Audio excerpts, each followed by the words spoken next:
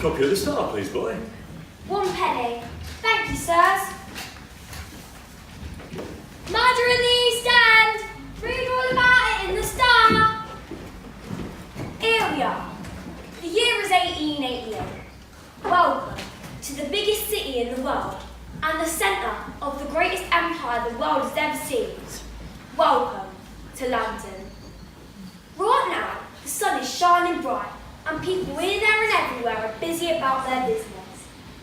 10,000 miles away, the sun is setting somewhere else in this great and famous empire, the empire of our glorious Queen Victoria. Over this way, the amazing Palace of Westminster owns a new type of government, one that people chose to rule over him. And just behind me, a new type of man in London. We've had the police for some time now. Boys like me have grown up watching out for the police. But now, we have a new type of copper. They call themselves detectives, and they are the smartest and toughest lot you'd ever see. Look at my paper today. Murder in the East End. Poor sod what did this. He won't know what's eaten when the Scotland Yard boys get hold of him. Anyway, I can't stand about talking to you fine people. Are you going to buy paper off me or not? Murder in Whitechapel! Get the Star!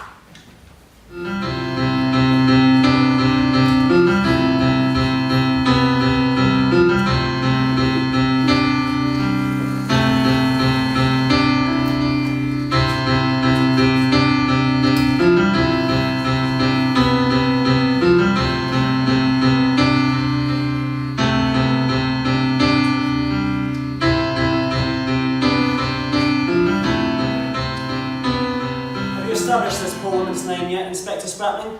Names, Doctor? Why do you bother with names? All these Whitechapel whores are all the same.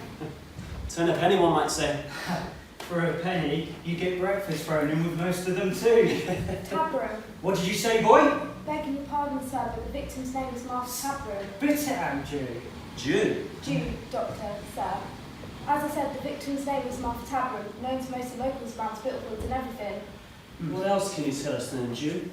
Married but estranged from her late husband, Henry Samuel Tabroom, and recently been with a gentleman found by the name Henry Turner. All that's according to local 10 bells. Was she a whore? I don't think so, sir. Ah, nonsense, of course she is. Well then, Constable, why don't I tell you what I know about this woman then? Oh, please go ahead, Doctor. I'm sure we've all got better places to be tonight. Well, from my initial examination of the course, she... You might want to write this down, Constable. Oh, yes, of course, Doctor. So, she was 5 feet and 3 inches tall, obviously very fat, likely due to heavy drinking and pregnancy.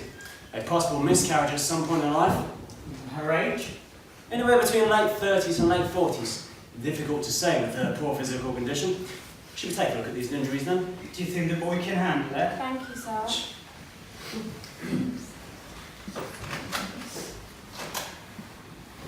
Oh, Jesus, have mercy!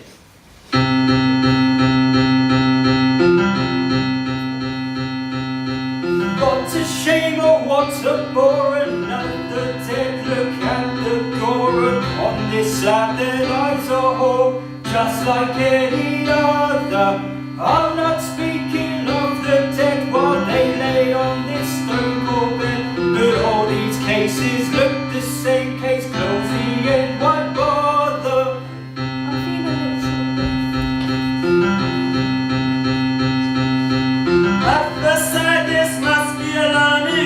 Assured that there's no harm in becoming slowly inured to what these streets offer.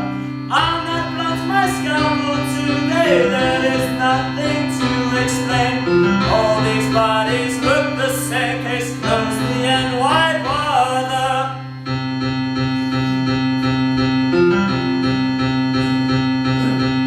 Doing the minimum is our custom. Simply deny it, keep this business quiet. May I step above my station, recommend examination, aiding my investigation.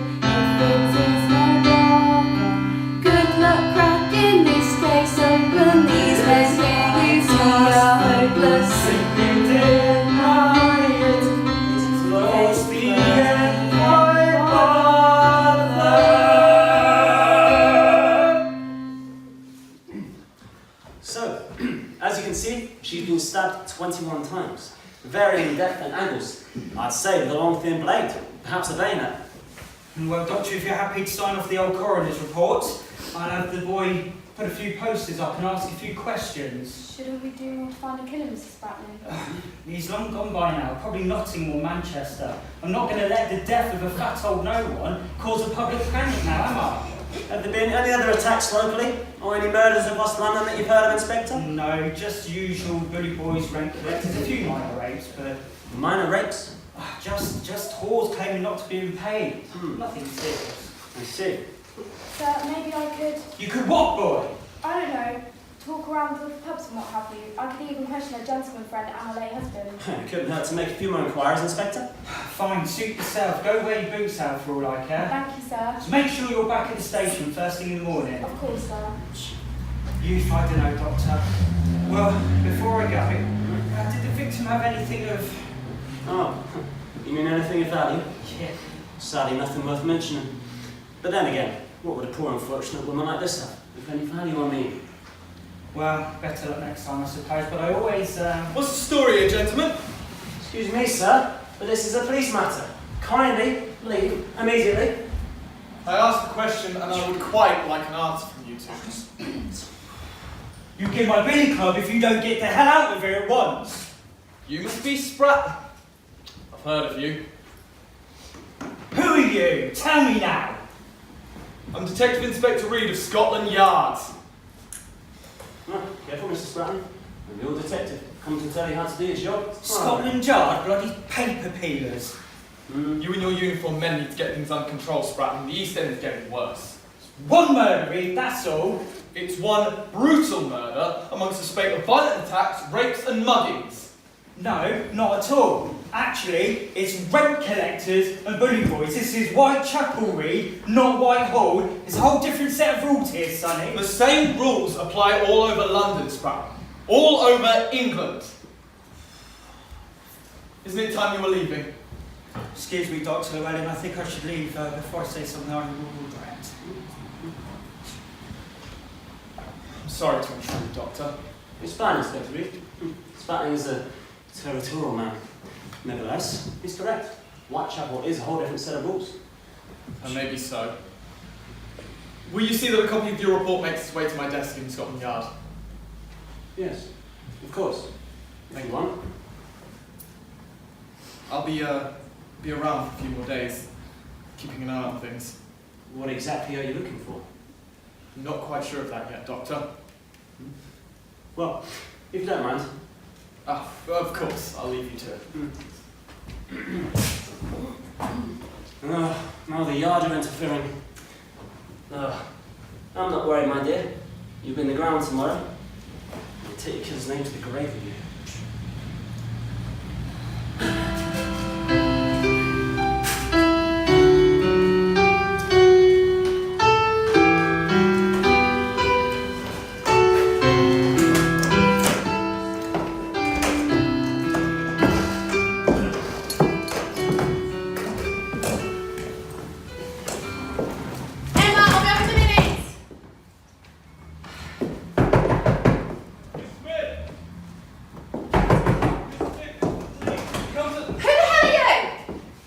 Sorry, I'm Detective Inspector Reed from Scotland Yard. Are you Miss Smith?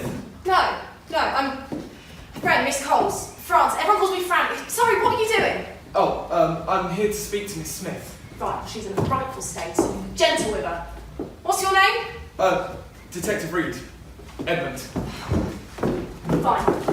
You better call me. Emma, some posh knobhead here to see you.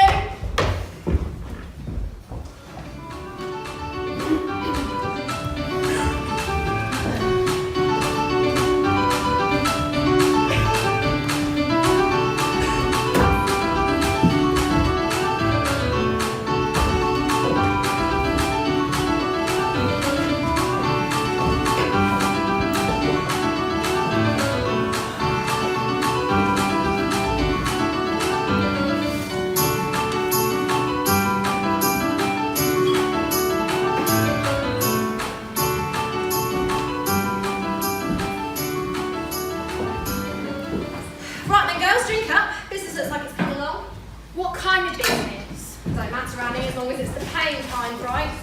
Franny Coles, Annie Chapman. Oh, you too. What, Mary? Mary! Hello. Hello? I'm Mary Ann Nichols. You need to pull yourself together and won't get any business tonight. Go and splash some water on that face of yours. Oh, why bother Franny? She's not going to get anyone in that state. Right, that's leave it, you two. Right, here comes Shaq. Looks like he's bringing our payday over. Ladies, look alive, won't you? Granny, you on game tonight? Haven't seen you this desperate for a while. Hello, Jack. Are you having a lovely night? Oi, Marianne, what kind of state you in? Oi, what are you giving this stupid order to get her in that state? You're a poetic kind of chap, aren't you, Jack? Never mind that. Right, gentlemen, let's see with what, shall we? Look. Is you a copper, Sonny? So me. Jack, leave her, will you, for fuck's sake? Oi, who do you think you're talking to? I'm trying to look back the money and get your useless selves off the streets. Very good, Jack. Oh, Constable Richards, my good friend. Nice and firm, right? Plus, she used to be an artist model. Isn't that right? Yeah, that's right. So she's keen, lean, and Jack, lean. stop it. What's it to be, my friend? Well then, I'll pay for the night. Good decision. Ah, Pizer, my friend. That would leave you with the lovely Rose here, unless... No. I'll take the other one. What, old Mary Ann Nichols? Are you sure, Pizer? Alright, well, seeing her, she won't put any fight in that state. Well, what can I say? Like a man is knowing what he's wanting. Is this my gentleman? Yeah, Mary Ann, now fuck off. What do I call you then? Pizer. John Pizer, Marianne. But what do you make of that then? I mean, choosing old Mary Ann Nichols over me. Jack! What? Nothing. Shut up, Franny. Sorry, Jack. Right, finish that gin. If you've not found anyone by then, you can take your chances out on the street.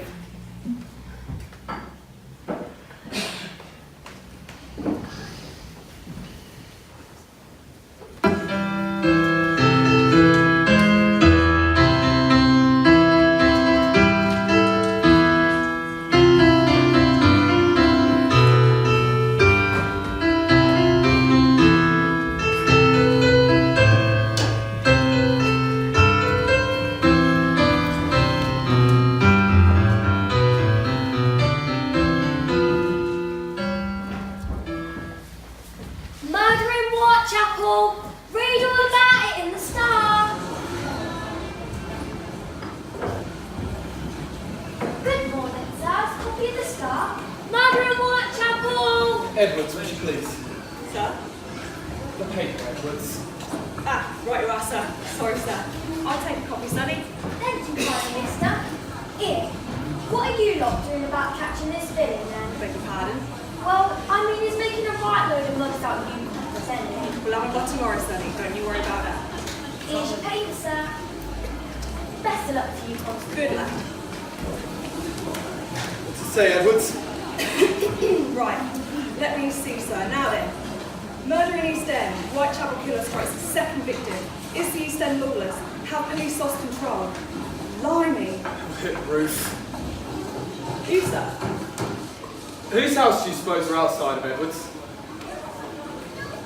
Yours, sir? We left my house half an hour ago, Edwards. Do you intend to be a detective someday? A detective, sir? Don't worry. This is the house of Detective Inspector Frederick Avalon. Scotland Yard. Heard of him? Blimey! Yeah, of course I've heard of him. A division, right, sir? He used to be H Division. H division. That's Whitechapel. Exactly. He was there 14 years and he cares about it. So how do you think he'll react to a headline like that? Blimey. Anyway. Take this. Wait outside and get yourself a muffin or something. Yes, sir. Thank you, sir. And Edwards, Yes, Inspector Reed. newspaper. Sorry, sir. Fred! Fred, you better get... Mr. Reed, isn't it? This is that one. I'm sorry to intrude. Is the detective home? Home. Well, yes and no. I'm sorry I don't follow you. You'd better come in, Mr. Reed. Thank you. Would you care for some tea or a scone, Mr. Reed? Oh, no, thank you. And please, Edmund. Are you sure? It's really no trouble. Since you're being so generous, perhaps just a glass of water? Thank you. Is your husband unavailable? Are you sure you don't want any breakfast, Edmund? No, thank you. Mrs. Reed filled me up quite sufficiently this morning. How is your wife? She's in excellent health and still determined to fatten me up with her delicious breakfast. Oh, they do say a way to a man's heart is through his appetite. Well, Mrs. Reed certainly believes that. So, speaking of husbands. Yes, you're quite right, Edmund. Look, you know I have the most respect for your husband, but has he been at the bottle again? It's that damn day division. He's not at home among the university graduates and upper classes. I know he had to transfer for the sake of his career, but he was much happier in the H division, you know. I believe you. And a much better policeman for it. With all due respect, Mrs. Abeline, he is still an exceptional policeman. Exceptional policeman? That must be the exceptional Mr. Reed. What for the love of God are you doing in my house this time of morning? Good morning, my dear Emma. Is that coffee I can smell? You know we have no coffee. But I could make some tea if you'd like. Tea will do just fine. Oh, and one of those delicious muffins you've been preparing so lovingly during my slumber. I'll ask the question again, Edmund. What the hell are you doing in my house at this time of morning? Fred! So you've upset my wife now? You leave poor Mr. Reed alone. He's been a perfect gentleman. Unlike other policemen I know that aren't standing a million miles away. Yes. Well, sir, you should look at this. What's this? No good bloody tabloid newspapers. Have police lost control? Bastards! Language, Fred! Has Commissioner Warren seen this? Yes, he has. He's waiting for you down at the yard. Does he know what state I'm in? Not yet, but he can't be too impressed when he sees you scrawling Scotland Yard looking like a drunkard fresh off a savage encounter with the local... Alright, Edmund, that's plenty, okay? I mean, we all like a drink, give you a bottle. You've had your say, and that's enough. I don't need a lecture from you. I've got... A wife that. I was going to say I've got Sergeant Godley for that. Right. Is Constable Edwards waiting outside? Yes. Thank you. He is. Right. Here, take this. You go tell him to get hold of Godley. Find the Commissioner and tell him we'll be along directly, okay? But, sir, I have... Just do it, will you, Edmund? There's a good fellow. Emma, my dear? Fred! Not in front of Mr. Reed. Sorry, I'll wait outside.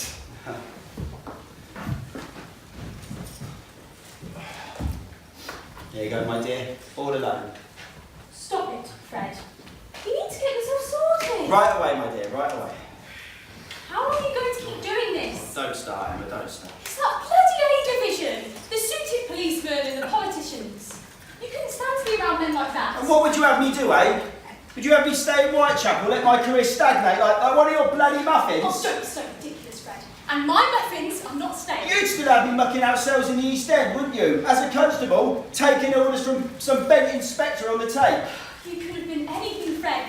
Anything, a doctor, a lawyer. Why do women always say that? Why not a hunter, an explorer, something with a bit of excitement? Well, why not? Because I'm a policeman. And a damned good one. Well then. But how long are you going to continue with this self-destructive drinking and everything else that goes with it? You have no idea what this bloody job does to me, have you? Then tell me, and I can help you. You can start by shutting up and fetching me one of those delightful muffins. Bloody women.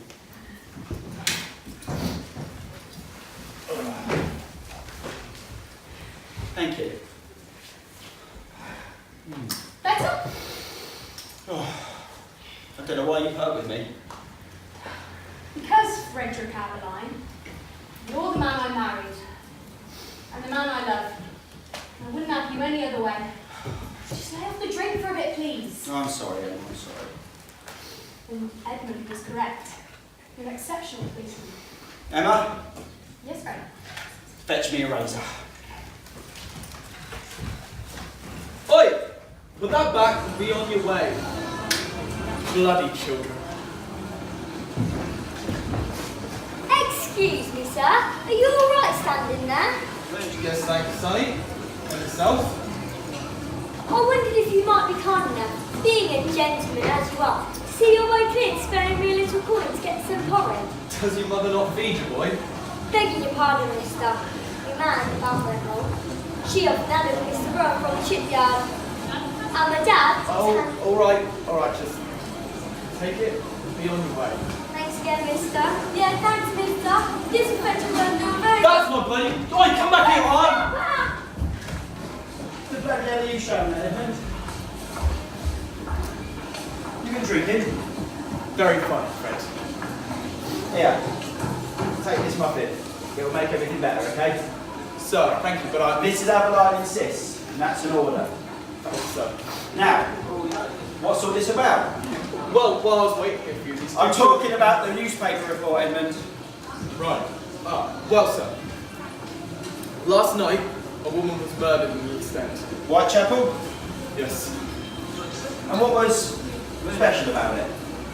Special? Well, there's always muggings and stabbings in Whitechapel, so for this to make the front page of the paper, well, the Star anyway, for you to come all the way to my home and wake me at this time of morning, there must be something special about it. So, Edmund? Well, sir, as you know, I've been monitoring the East End for a few weeks now. The violence, particularly against women, is getting worse. Last night, Martha Tabram was stabbed over 20 times with a bayonet or something similar.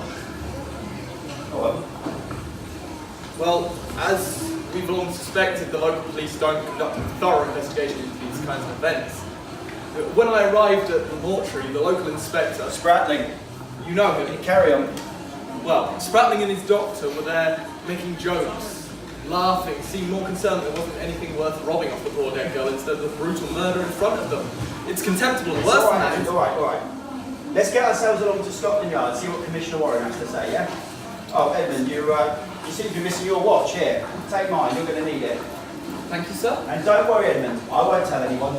Fred? I mean, what kind of copper lets himself get robbed by two kids in broad bloody daylight? Oh, Fred!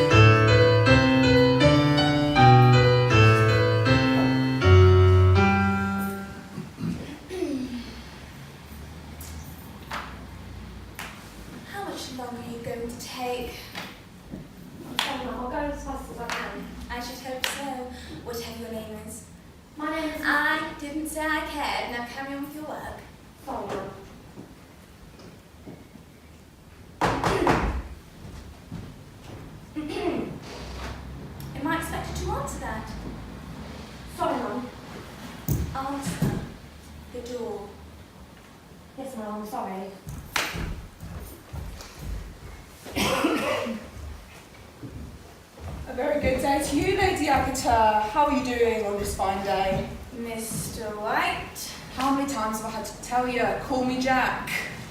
Mr. White, I despise you utterly. You are everything that is wrong with London and indeed England today.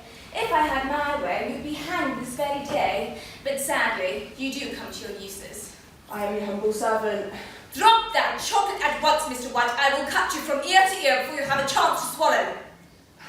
1,000 apologies, my lady. A number I doubt you can count to. Now, what have you brought me this morning?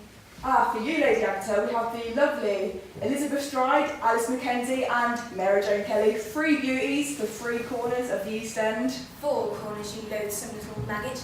I only required 1 more today. Like what you see? Girl, come here. Yes, ma'am. Hands and knees. Yes, ma'am. That chocolate. You, what did you say your name was? Stride, miss. Elizabeth Stride. Very good. Come here. Take this and hit her as hard as you can. No, please. Strike her or you'll take the place. No, please. Please, no. Very good. Mr. White.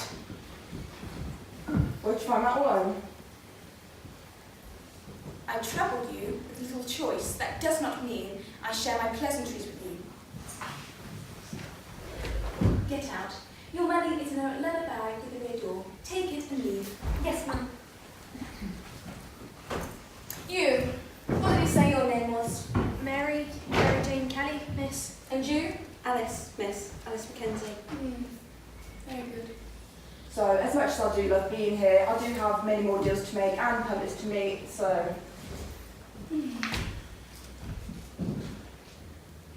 Mary Jane Kelly, I have a good feeling about you. I'll take her. Take that thing and give it to the unfortunate, Mr. White. Pleasure as always, just the thorny matter of payment, all. That'll do. Oh, it's very generous, my lady. Come on, it's best we leave.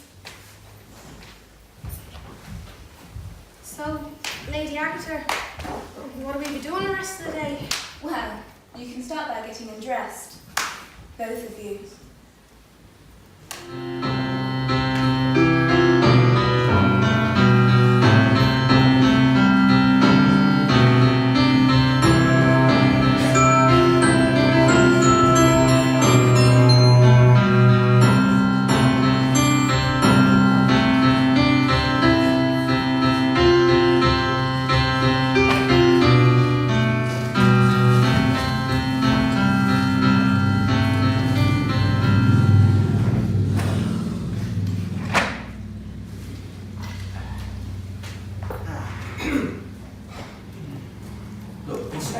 It's not my place, but There's plenty, George.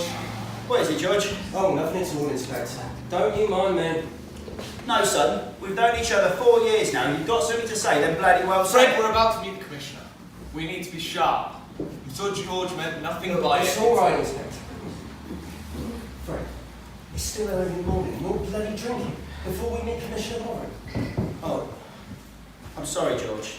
Did you want one?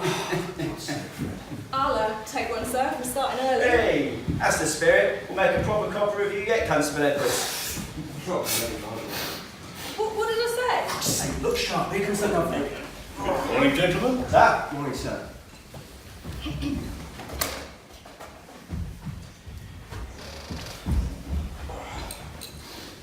Now, gentlemen, time is of the essence, and I don't have time for explanations, so listen carefully.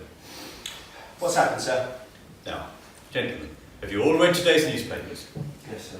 Not pleasant reading. Now, one is kept under wraps. I don't want a media circus, and I don't want the death of a whore turned into a four-act opera. Is that understood? Sir. This is Edwards. Abeline's back. This isn't the army, Inspector Reed. This is the Metropolitan Police Force. And this isn't a colonial war. It's a murder inquiry. I expect this to be put to bed very quickly and quietly, and order restored to the East End. And to you, Constable Edwards, I'd like you to leave right now. Yes, sir. Sorry, sir.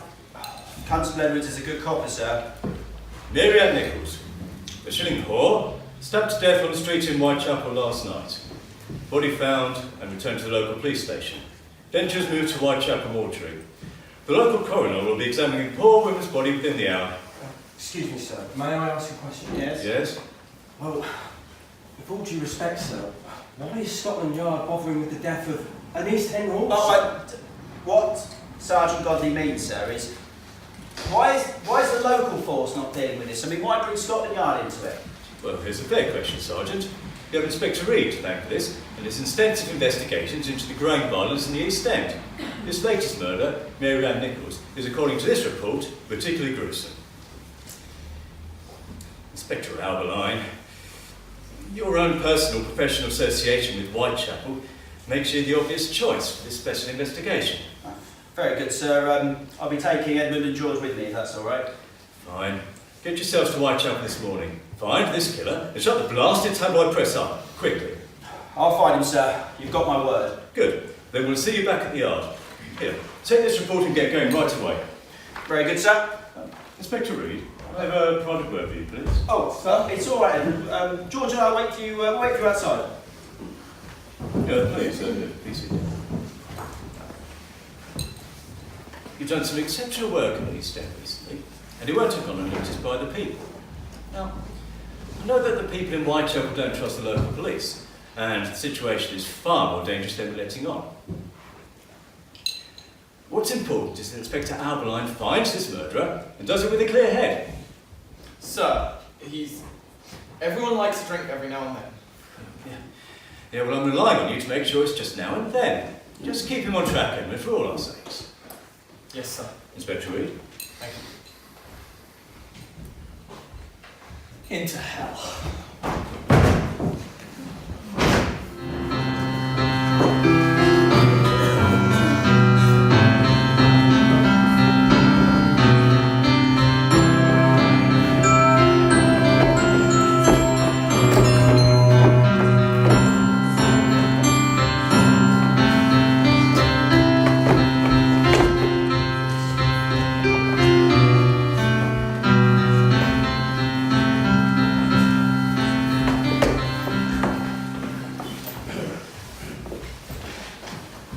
So, why have we stopped? George? Little lesson in policing for you. Hello, Inspector. boys. Oh, come on now, there's a good lad. Come on. Up we go. Up we get. It's you two. You stole my watch. Now then, have you two got something to say to my good friend Inspector Reed here? Sir, Mr. Reed, we never knew you were police. Yeah, sorry, Mr. Reed. We never meant no harm, sir. We were just trying to put food on the table for our old man. Mum suffering with a cough and Dad's coming from the war in the water. Well, I suppose with that in mind, The law is the law, Inspector Reed. right. Well, if you were to give the watch back, I could let you off with a warning. That's the thing though, sir. You see, we already pulled the watch off to buy some food and stuff. Well, looks like it's prison for you two then, doesn't it? Please, sir, not the birdhouse, sir. All right, enough. But you are going to have to make it up to my good friend Inspector Reed now, aren't you? Yes, Now- sir. Okay. Good stuff. Now, Sergeant Godley here's got your address and he'll be along to see you at some point, okay? Okay, sir. So keep your noses clean, kids. Now be on your way. Come on, Okay, sir. start then. Thank you. Here endeth the lesson, Edmund.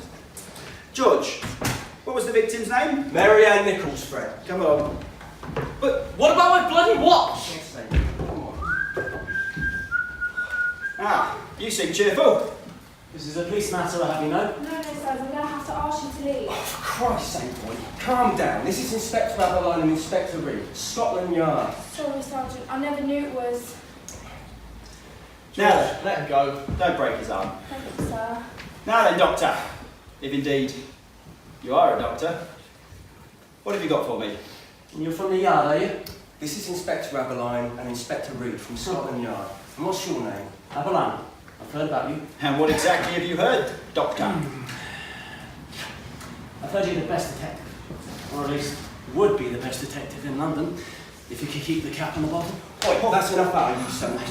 Okay, George, don't worry. Is this the body of Mary Ann Nichols? Correct. Then why don't we take a look? I have to warn you, it's not just a stabbing. The doctor in Whitechapel sees enough of those, I can tell you. I was a copper here 14 years, Doctor. Very well. Oh my God. Jesus, be merciful. I did warn you. All right, boys, all right, don't worry. Edmund, come here, take a look. Do you know who this woman is? No, sir. All right. Why don't you run along and see if you can find out who does? That woman you went to see, the poor woman who was raped, what was her name? Miss Elizabeth Smith. And she had a friend, Franny. Why don't you run along, see how Miss Smith's doing, and see if she's remembered anything or heard anything else, okay? Yes, sir. Where shall I? We'll meet you at Whitechapel Police Station in, what should we say, George, about 2 hours? 2 hours. Is that all right? Yes, sir. Off you go, Edmund. Off you go. George, would you mind taking out your notebook and making a list of all of those items on the table over there, please? What's the name? Thanks, George. What's your name? Constable Dew, sir. You, eh? You work for my sergeant now. You go with him, you give him everything that he asks for, you understand? Right away. Off you go. Sergeant. Come on then, Doctor. What have you got for me? She has 5 teeth missing and heavy bruising on her jaw. I suggest that she was punched several times to disable her. A man, then? Almost definitely. Although an aggressive woman A possibly. man, a man. All of the injuries after that were inflicted to her lower body and torso. A sharp blade, probably with a jagged edge, has been inserted about 4 inches into her abdomen. And she's been carved violently downward, all the way to her pelvic bone. An act of frenzy? Possibly, but yet the cuts are very deliberate and purposeful. Almost as if the killer had an objective. A medical man like yourself? Doctors save us. We don't take them, Inspector. But the killer would have had to have medical knowledge, you'll grant me that. And where to find the organs and how to open her up. Yes, but anyone who could read could have found that out. It's not magic. Have you seen anything like this before, Doctor? I examined the body of Martha Tavern recently. She'd been stabbed multiple times and was severely beaten, but not mutilated like this poor woman. You used the word mutilated. Oh, take a look at her, Inspector. Look! Look at her! Martha Tavern was murdered in the most brutal way. Oh, but Mary Ann Nichols wasn't just murdered. The poor woman was plundered. And yet, Doctor, you were whistling, happy as a clam when we came in here. What are you suggesting, Inspector? Never mind. Have you got an office here? Yes, just through there. Judge! I'm right here, Fred. If you could take Dr. Hugh Ellen into that little room and get a full statement from him, please. What is this? Be on your way. Come on, sir. What's this? Constable Jew, get yourself back to Whitechapel Station straight away. Leave all that stuff where it is for now. Tell your, what's your inspector called? Mr. Spratling, sir. Talk about bad petting. Tell Mr. Spratling to expect me and my team in 2 hours, alright? And we'll need a clean office. Yes, sir. I'm sorry, old girl. I'll find him, though. I'll find the bastard. Let me be the one who stops this faceless beast and strips him of his title and from our streets. I swear he'll be afraid. I'll be the one to catch this man. I simply cannot wait. I'll find him soon. I'll find him fast. He's made a fool out of me so far, but that won't last. And then one day, when he's in his grave, everyone will know I made these streets safe. Let me be the one.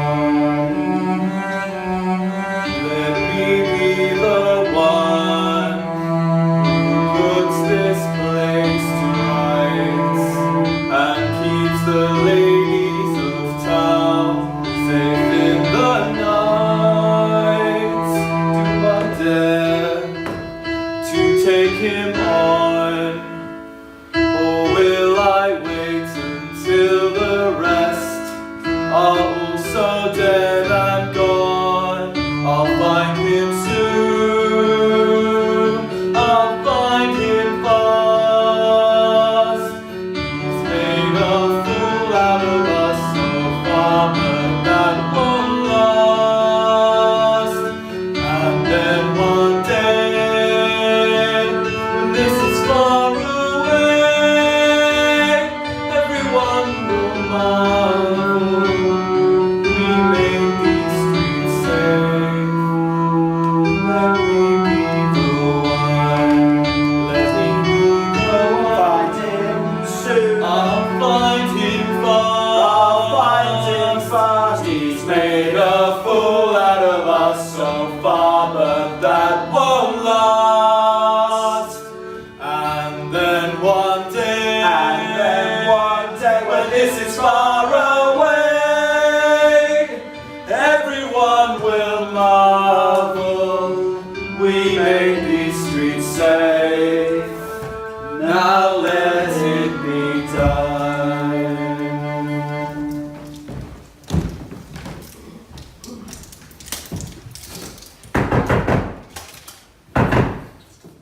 Miss Smith?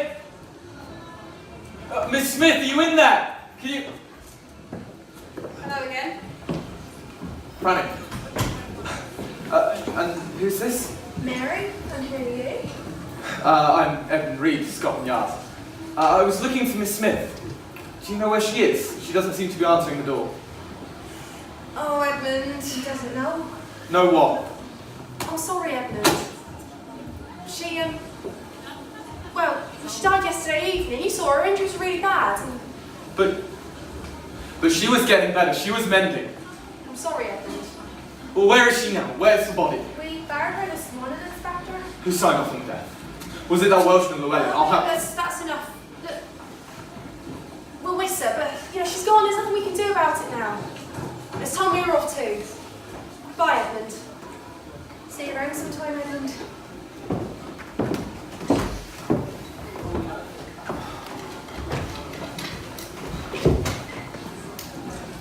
Edmund, what news? I went to see that woman. Miss Smith? How is she? She's dead, Fred. She died yesterday night. Oh my God. Lads, that means... That means we're looking at 3 murders in a very short space of time. But from the sound of things, only Miss Smith was raped and only Miss Nichols was seriously mutilated. The bloody hell have we been brought into it? Into hell, sir. That's enough of that, Edmund. Inspector Reed, are you alright? Yeah. Thank you, George.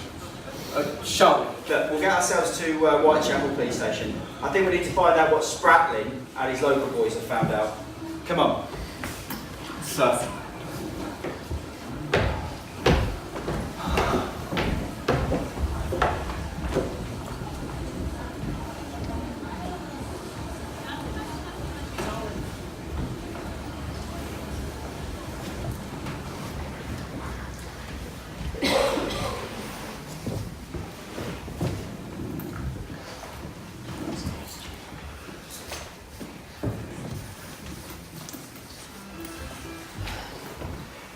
You see that? That right there is a symbol of oppression in your community. The police are your enemy. They let the villains and the scum walk the streets and leave you and me unprotected against them. What are you going to do, Mr. Lusk? We bide our time, my friends. Right now, 3 women lay dead in our community. Your women. I guarantee that there will be more before the police even wake up. And it is my job, my calling, to protect our women against the establishment's cruel indifference. Yeah, we are a community. We need to protect ourselves against the criminals, but more importantly, against the police. Yes! My name is George Lusk, and I am here to lead you, to open your eyes.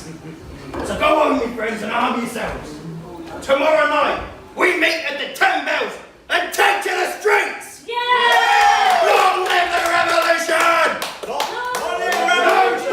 No police! No police! No police! No police! No police! No police! No police! You, sir, it's a fact here, Reed, that me and my boys had this well in hand before that drunk of yours shoved his bloody nose in. How dare you? We are supposed to be on the same side here. And what side is that? You and your paper coppers are clueless, the lot of you. You, sir, the wit and intelligence of a donkey and the sophistication and integrity to match. Police is just another word for criminal around here. How many more women have to die before you lot realise you are not doing any good? How many more women would you see dead so you and your lot can get back to racketeering? You stuck-up bastard! Quick! The bloody hell's going on? What the hell are you doing? Edmund, what's going on? Well, Sir. I'm sorry, sir. It was just a... Is your name Edmund? No, sir. Well, shut up and let the man answer for himself. I just saw you strike a superior officer. You give me one good reason why I should have you dismissed from this force right now. Sir. Shut up, you useless bastard. Edmund, well? So, Well? we were discussing the case and tempers got heated. I'm sorry, sir. It won't happen again. Better not. Sit down. You're supposed to be policemen, and I come in there and find you fighting like a bunch of scummy bully boys. This is my house, Inspector Aberline, and I expect the level of respect that I deserve. I'm sorry, your house? Your station house? This is a police station, Mr. Spratling, not your own little private empire. Right now, there is a maniac on those streets, slaughtering women seemingly at random. All others' priorities are suspended until such time as the bastard what's responsible is locked up in that cell out there. Who's the ranking officer on this case? You are, sir. Who? You're in charge of the murder case, Inspector Aberline, sir. Anyone disagree? What does that mean to you? Eh, Spratling? Means you're in charge, Aberline. Right. Everyone okay with that? Sir. Sit down, the bloody lot of you. If I find any more fighting like this happening again, I shall run you all in so fast you'll skin your heels. Yes, sir. Good. Now then, chalk. Here you go, sir. Thank you, Constable Edwards. Mr. Aberline, Oh, what is it, Constable Jew? should we be taking notes here? That rather depends, doesn't it? And what, sir? On whether you want to bloody well remember anything. Right, you are. Do you mind if I go to the front desk to get my notes, please? God's sake, do. Go on, hurry up, son. Go on. Constable Jew, Yes, sir? fetch mine as well, will you? Of course, sir. God save us. Now, what are we going to do?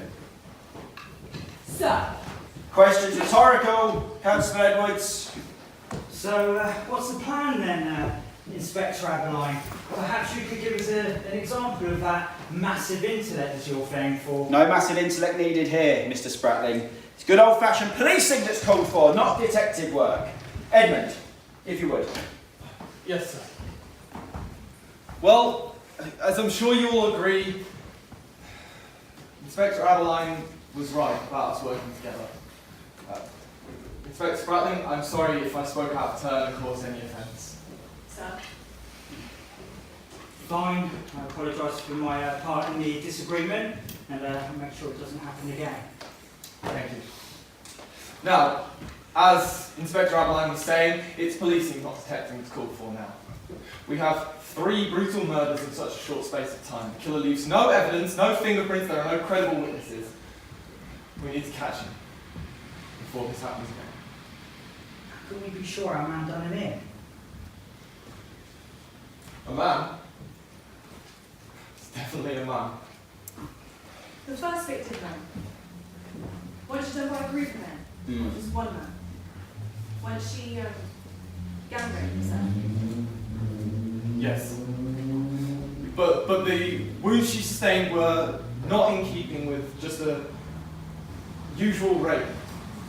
It was far more brutal. He seems to be developing and progressing his appetite for horror and mutilation. So what we need to do now is create awareness. We're working under the assumption that it's a single killer and that he's evolving. But if he's evolving, sir, then what's his end game? What's he evolving into? Never mind that. We need to stop him before it ever gets to that. Yes, sir. So what we need to do now is create awareness. Talk to every prostitute, every pub. We need to cause awareness in the area. Leaflets. Every pub, every prostitute, every pimp, leaflets. And I want anyone, and I mean anyone who looks suspicious, I want them arrested. Make it be known that we'll bring in anyone we don't like the look of, and hopefully that'll be enough to deter this bastard from even going outside. Is that understood? Yes. Right. Any questions? Right, let's get back here at 10 a.m. tomorrow morning. Good, off you go. Edmund, Spratling, a little chat with you, please. You too, George, if that's all right, sir. Now then, am I going to have to bang your heads together, or from now on are we on the same bloody team? Yes, sir. Sorry, sir, it won't happen again. It better not. You will resolve your differences quietly and calmly, and you'll ensure that you've both got your men under control. Is that understood? Yes, sir. Off you go. You wanted to speak to me, Inspector Aberline? Have a seat, George. Sir? Oh, George, it's just the two of us here. Come on. Oh, sorry, Fred. Oh. So, do you reckon this leaflet will work, yeah? Not a solitary chance in our world, friend. Well, Fred, why are we bothering them? It keeps the men active and it reassures the public that we're doing something. With no physical evidence and no credible eyewitnesses, our best chance comes from public information, and right now... We're not likely to get that if they don't trust us. Very good, very good. Excuse me, sir. There's a man here to see you. Show him in. Very good, sir. Maybe it's the killer. Come to give himself up, eh? Hey, if it is, we'll let Constable Jew take all the credit. This is Mr. Loss, sir.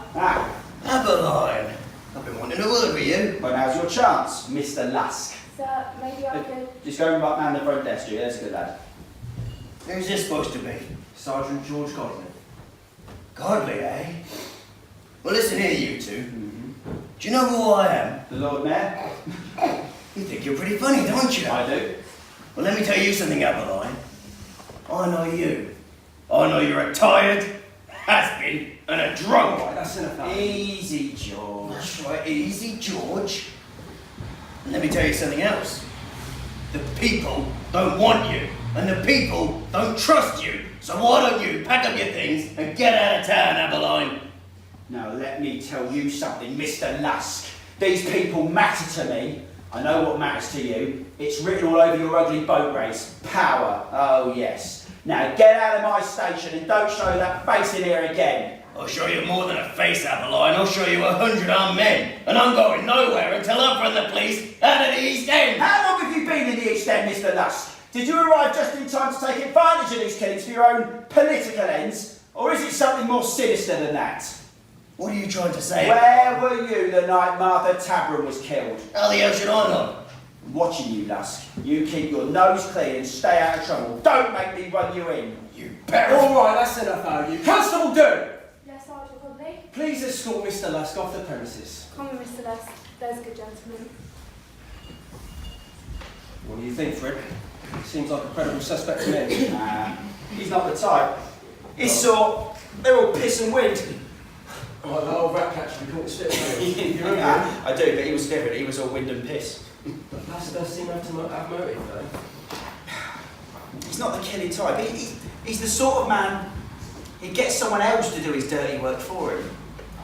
I tell you what, add him to the list and we'll keep an eye on him. List? Fred, we haven't got a bloody list. George, we have now.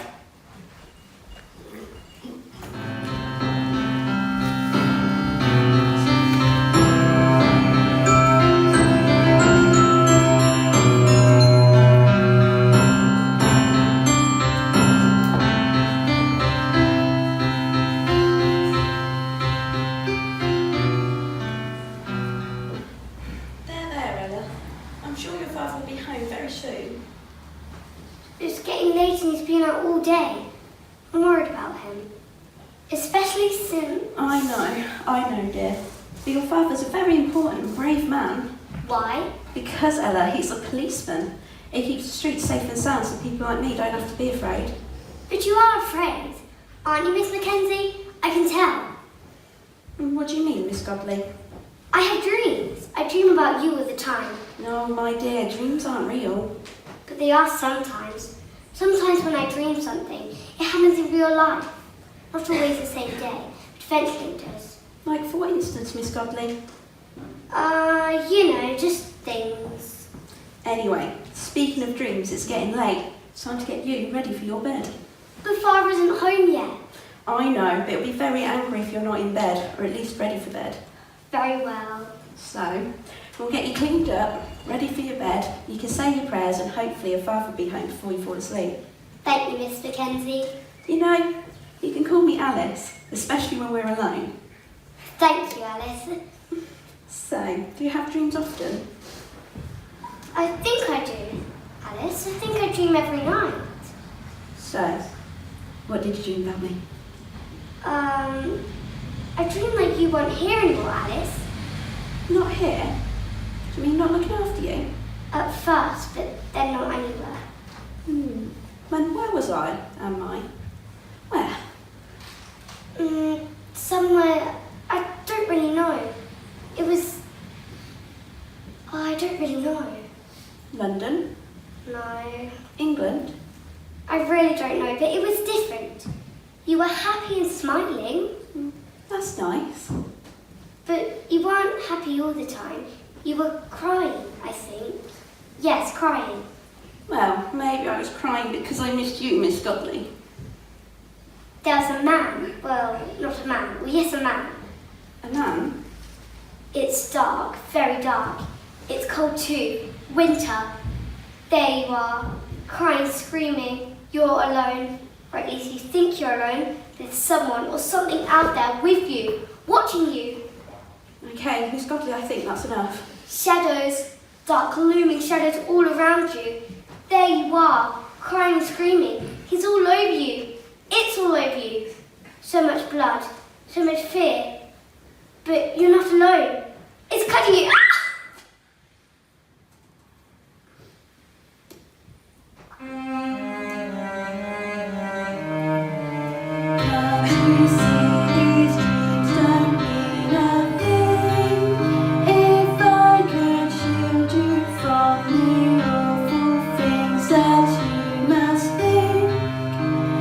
Then I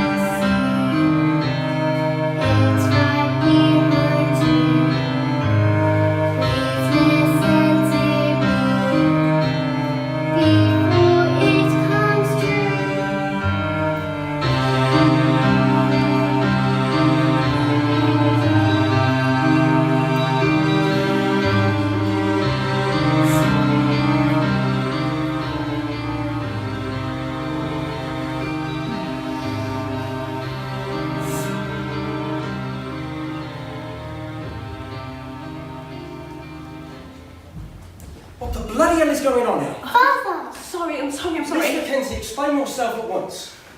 Are you alright, my darling? Yes, now that you're home, Father. Alright. You settle down now and get ready for bed while I talk to Miss Mackenzie in the kitchen. Yes, of course, sir. Come on, Miss Mackenzie.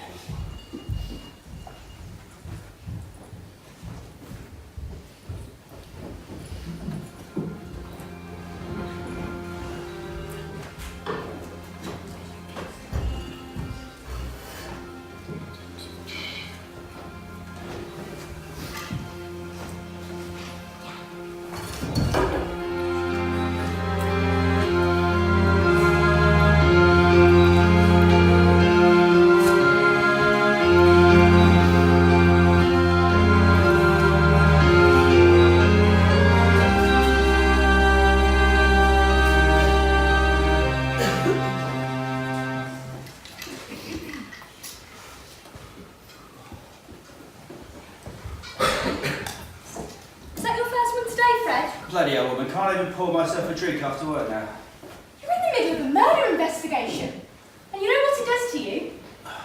Yes, it's my first drink. Or maybe my second. Or third. Who cares? I bloody well don't. I care, you selfish man. I care! Selfish? Bloody selfish woman. You've no idea what goes on those streets out there. The shit I have to put up with. How dare you? Dare I? You should understand why I have to take a drink from time to time. And you don't think I know that? You don't think I understand? You don't think I've lived every murder, every brutal beating, every rape over the last 16 years? How dare you? Now give me that. Now look what you've done, you stupid woman. You need to focus on your job and this case. George and Edmund are counting on you, and not to mention those poor women. Poor women? You cut her up in the street, just left Fred, you her. need some rest. I love you, Emma. One day, Fred, you'll have an eye. You're going to push me too far.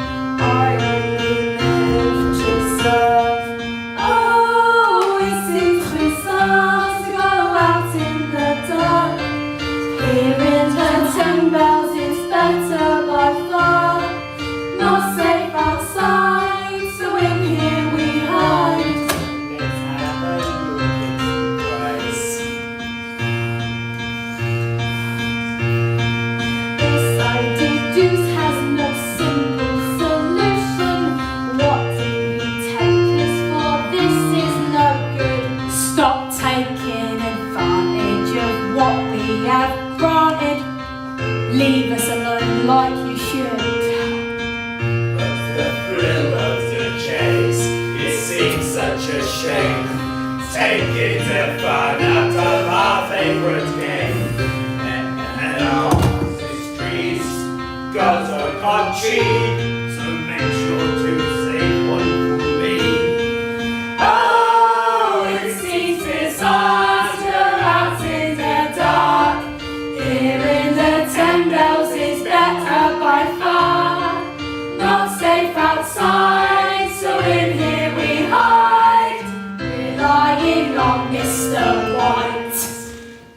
Right then, ladies, and there'll be another one, or we'll side cheek, isn't he? Right, girls, time to empty your pockets. And no holding back on us now, Rose. What's that supposed to be, Kathy? Ladies, please come on, empty your pockets. And you, Kathy, you leave Rose alone. She's a good girl. She's also a hard-working girl, aren't you, Kathy? Oh, saints preserve us. Yeah, what about you? Never you mind her, Jack. You don't really like your runnels, does he, love? It's all right, Mary. I'm Rosa. Remember Rose Myler? Well, that's the first time our Jack's been called a sore. Watch your mouth, Mary. Oi, Jack. No, that in here. No, it's all right. I should don't keep your mouth shut. All right then. But you listen here, No, Jack. you listen here. My girl's practically keeping you in business, so if I were you, I'd keep your nose out of mine. Are we understood? How dare you? I think you're the I big don't man, think Jack. that's enough, you two. Right, I think I've got enough for a couple of large gins. How about you, Rose? Yeah, I think I've got enough for another one. Not for you, Kathy. I've got work for you. Oh, Jack, not on the street though. Not everything's been going on. Going on? With poor Polly Nichols and old Martha Tatum. Yeah, and what about that other one's name? Emma Smith, wasn't it? Yeah, well, they reckon there's a maniac running around killing off all his working girls. It wasn't a maniac that done in Emma Smith. All right, you frighten me. That won't stop you, will it, Kathy? But Jack, not in the street. What, you think you're a special girl, do you? You think you can pick and choose your jobs? Well, you wait. There are plenty of other girls, so if you don't want to earn this week's rent, it's fine by me. Jack, please, let me do it. Shut it, Mary, or you'll be taking her place. Kathy! Shut up! Shut up! Jack, please, this isn't the way. Let Get up. It's time to earn your bread. Thank you, Mary. Right, Kathy. I'm sorry, Jack. Last chance, Kathy. No, Jack, it's your last Go to chance. Duke Street. Now, fuck off! Come on, Cassie. I'll walk you to a gentleman. Make sure it's safe for you. You need to be back soon too. You're Work a for piece of you. work, Jack White. Oh, it's what always worked for you too, so you know where I am. Well, that's a great compliment to me. Oh, What's this for? large gin for Rose on me. Steer clear of him, Rose. It's bad news. Well, I can see that there. Now, how about that gin? No, I mean, it's really bad news. Worse than... Never mind. Just steer clear of him, okay? So anyways, what was I saying? Eliza something? Cooper. Eliza Cooper, Annie. That's right, Mr. Netley. Do you know her too then? No, of course not. It's Dr. Netley to you. Doctor! Ha! I know more about the body more than you. I spend up all days cutting at the bodies and making these sausages. Would you like a sausage, my dear Annie? I love a German sausage, Mr. Dime. Dime. Time Schultz. It's time Schultz, Annie. Don't you think you've had enough to drink, Annie? Do you want to get yourself back to your dig? Oh, Dr. Netley. Are you making me an offer? I don't think so, Annie. I think you're finished for the night, and I'll be seeing you later, much later. Just the two of us then, Mrs. Dime Shit. My God, woman! Oh, you'll be the death of me. Or yourself in soon. Are you paying me or what? Good night, Annie. Take the best of care. Oh, God, Annie, look at the state you're. When are you going home? We could do one another's a favours, lovely. I'll do you one late tonight. But why don't you start by filling me a glass up? Jesus, Annie, just go home. I'm fucking thirsty! Get out of here! You're right there. Get her out of here! Right, why don't you wind your neck in a bit? Watch it or have yours and all, you bastard! Oh, that's enough! You get back to your customers. And, why don't you take her outside and deal with her properly? You understand? But Mr. Love. Now, Pizer! Come on, let's get this over with then. Oh, it seems bizarre to go out in the dark. Here. Oi! Oi, me young man. Are you paying? Shh! No! Get off me! What the fuck are you looking at? This ain't no peep show. Please! Please get off me! My God, I don't want no trouble. Thank you so much, kind sir. Thank you. He... Christ save us!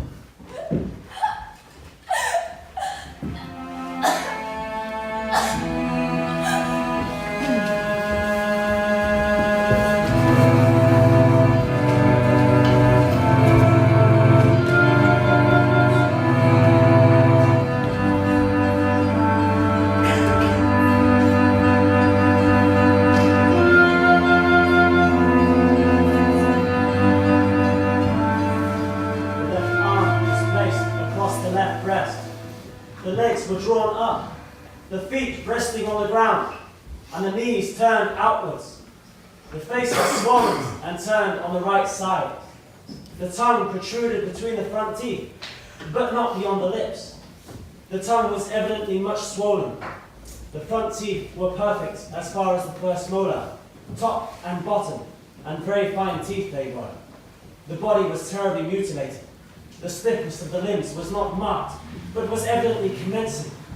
He noticed that the throat was dissevered deeply, that the incision through the skin was jagged and reached right round the neck. On the wooden paling between the yard in question and the next, smears of blood, corresponding to where the head of the deceased lay, were to be seen. These were about 14 inches from the ground, and immediately above the part where the blood from the neck lay. He should say that the instrument used at the throat and abdomen was the same. It must have been a very sharp knife, with a thin, narrow blade, and must have been at least 6 inches to 8 inches in length, probably longer. He should say that the injuries could not have been inflicted by a bayonet or a sword bayonet. They could have been done by such an instrument as a medical man used for post-mortem purposes. But the ordinary surgical cases might not contain such an instrument. Those used by the sportsmen, well ground down, might have caused them. He thought the knives used by those in the leather trade would not be long enough in the blade. There were indications of anatomical knowledge. He should say that the deceased had been dead at least 2 hours, and probably more, when he first saw her. But it was right to mention that it was a fairly cool morning, and that the body would be more apt to cool rapidly from its having lost a great quantity of blood. There was no evidence of a struggle having taken place. He was positive the deceased entered the yard alive. A handkerchief was round the throat of the deceased when he saw it early in the morning. You should say it was not tied on after the throat was cut. What are you doing, George? Oh, Fred, I was just logging my notes on Llewellyn's report. For Annie Chapman? Yeah. Poor woman. Christ's sake, Fred, I haven't been able to keep the image out of my head. I thought if I just did some paperwork, It's all right, George. George, it's all right. It's all right. Bloody hell are we dealing with it, Fred? No man could have done this. It's okay, Miles, son. It's okay. It's not all right, though, Fred. We've got 4 dead women and a killer who's escalating with each sickening murder. For Christ's sake, Fred, we're meant to be keeping these people safe. I know, George, and we will. We'll find this bastard, and you and me, we'll watch him hang together, all right? For Christ's sake, Fred, what's the plan? Let's focus on Annie Chapman. All right, Fred. Okay, according to Llewellyn's report, the only physical evidence, aside from the obvious, was an old leather apron found near the scene. Leather apron? Where exactly was it found, George? Under the water. And where is it now? Well, in the evidence room, of course. Why? Who's on tonight? June! Constable June! What are you thinking, Fred?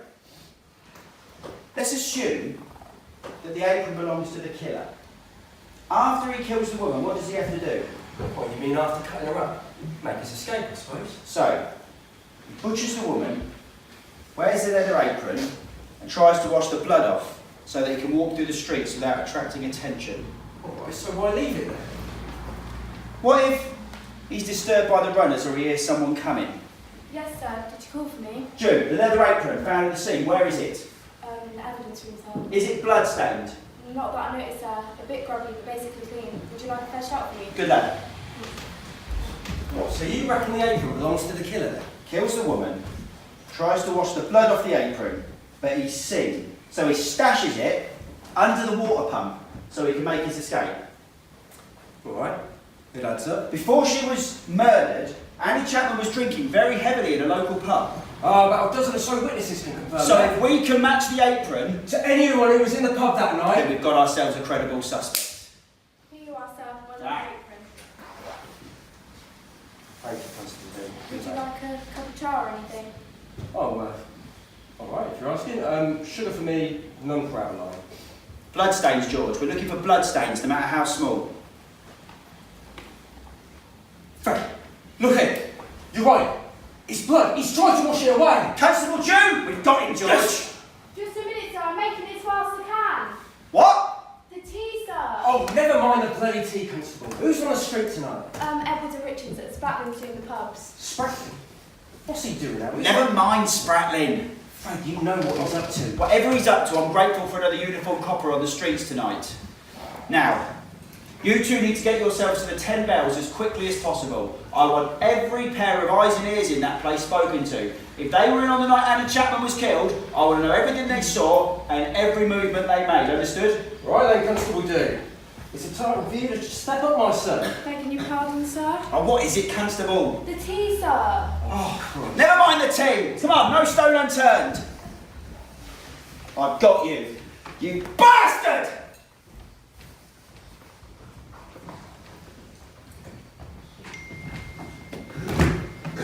Inspector Reed, please walk with me. Of course, sir. Single malt, best in London. Are we celebrating something, sir? How's the investigation going, Inspector Reed? Oh, well, as you know, it's not your standard murder case. It's not just some Friday night bar brawl that's gone wrong. The killer is careful and considered. He leaves no witnesses. He is not seen before or after the murders. We don't know, so. So, he isn't just your average Friday night drunken knife-wielding fool? No, sir. But then, you and Alvaline are just the standard divisional police constables, are you? Yeah. You're supposed to be Scotland Yard's finest. The public are terrified. They won't stand for it if they think they're being ignored. I've heard reports of armed vigilante groups on the streets. Now, that will inevitably lead to civil unrest. Something that I can't have. They won't stand for it, Inspector Reed. Sir. With all respect to Inspector Alvaline, I don't think you understand. Well, don't you remember last year? The riots? They called it Bloody Sunday. The damned army had to be called in and people were hurt. Sir, that was a political uprising. This is a murder inquiry. But it could become a crusade for those who visit more harm upon the government. The Prime Minister still hasn't recovered from Bloody Sunday. He won't survive another political uprising, regardless of its roots. I'm sorry, sir, I didn't realise the Prime Minister was so affected by it. Yeah, well, there's lots of things you don't realise, Inspector Reed. Well, you and Alvaline. I met with the Home Secretary this morning. We'll be addressing himself and the PM later on this week on the situation. I trust you'll have something more positive for me by then. So what are you telling me? The public need to be reassured, so make an arrest in the next 2 days. Would you like the killer, or would just any Tom, Dick or Harry do, sir? Don't ever become a politician, Mr. Reed. I'm sorry, sir. Make an arrest and the killing will stop. It's the way of things. You're a pawn, Reed. A pawn in a game played by kings and queens. Your sort, our sort, can't win. Just do your job. Keep Alvaline sober and bury the case. Yes, sir. Good night, Inspector Reed. Good night, sir.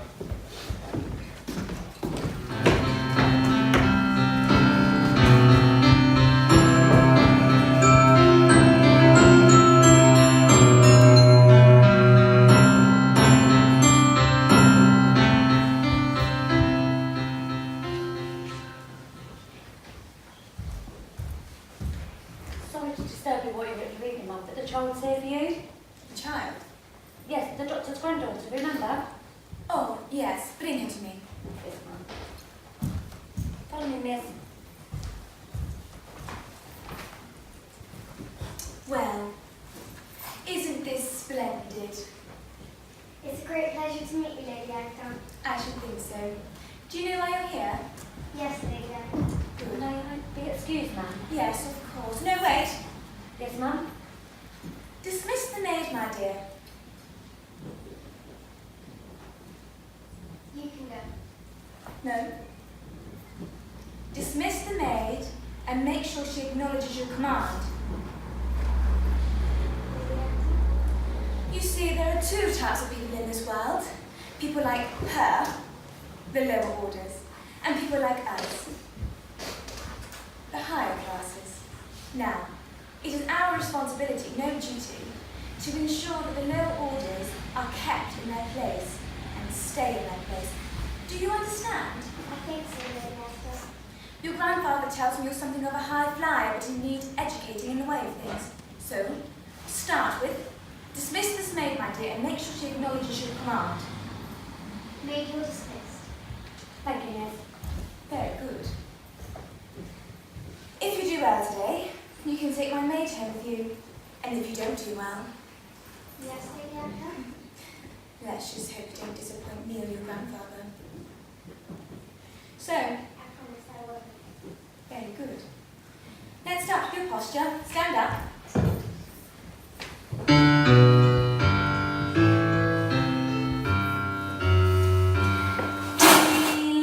Delicious, ready to be picked, my precious, brand new puppet. Before you may hear their glee, follow the example set by me. Allow me to pull the strings, you're much too young to understand. I only say and do these things to turn you into something grand. I only want to see you grow because you're still a child yet. See that summer stay below my little marionette.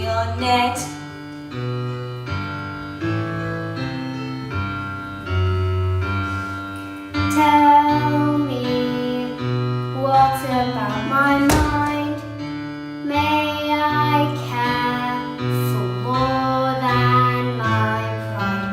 Though I fear to disobey, might land me in trouble, so I say.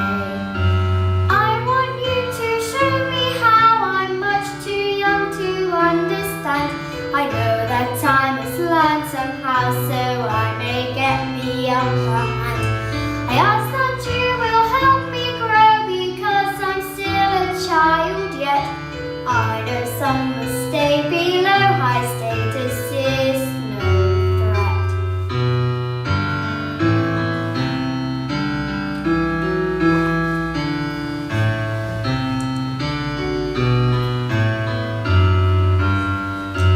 Allow us to pull the strings, no one will ever understand. It simply is the way of things, exactly as the ripper planned. I hope you all will come to know because the worst is yet to come.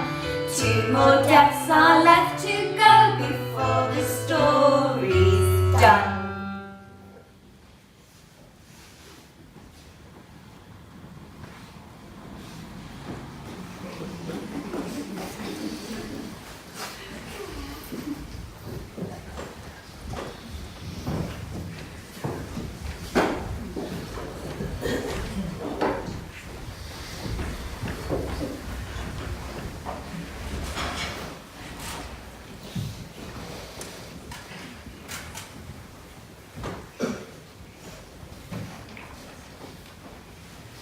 Miss Mackenzie, would you like to help me with the tea? Sergeant Godney, Ella is a credit to you. She really is the sweetest little girl. Isn't she, Fred? George, you're a wonderful father. Oh, thank you, Fred. That's very nice of you. Come along then, Ella, and help me with the sandwiches. So, how was my husband coping with this investigation? Mrs. Appleline, I don't think I can really talk about it to you. Why not? Fred? It's perfectly okay with me. She's better interrogated than both of us. Careful, Fred. I'm sorry, my dear. Please carry on. It's all right, Emma. I'm used to his behaviour. Anyway, what would you like to know, Emma? This investigation seems to be much more than just a series of murders. The newspapers are reporting on it, like the killer is some kind of monster. Well, it's a ghastly business, Mrs. Appleline. I think the speed and progression of the killer have just taken us all by surprise, I suppose. No eyewitnesses and no physical evidence have made this case, well, impossible. Not impossible. The killer's just a man. He'll slip up and we'll catch him. Who are your suspects? You must have an idea of who you're looking at. Well, like I said, Emma, suspects is a bit of a strong word without any of the evidence. It's really hard to see who we're looking for. Here you go then, sirs. Mrs. Appleline, tea for free, and let's bring in the sandwiches. Would you like a sandwich, Mr. Appleline? Ah, my. What delightful sandwiches you've prepared so lovingly. They're crab paste, cheese or liver. What a treat. Thank you, Miss Mackenzie. Thank you, Ellen.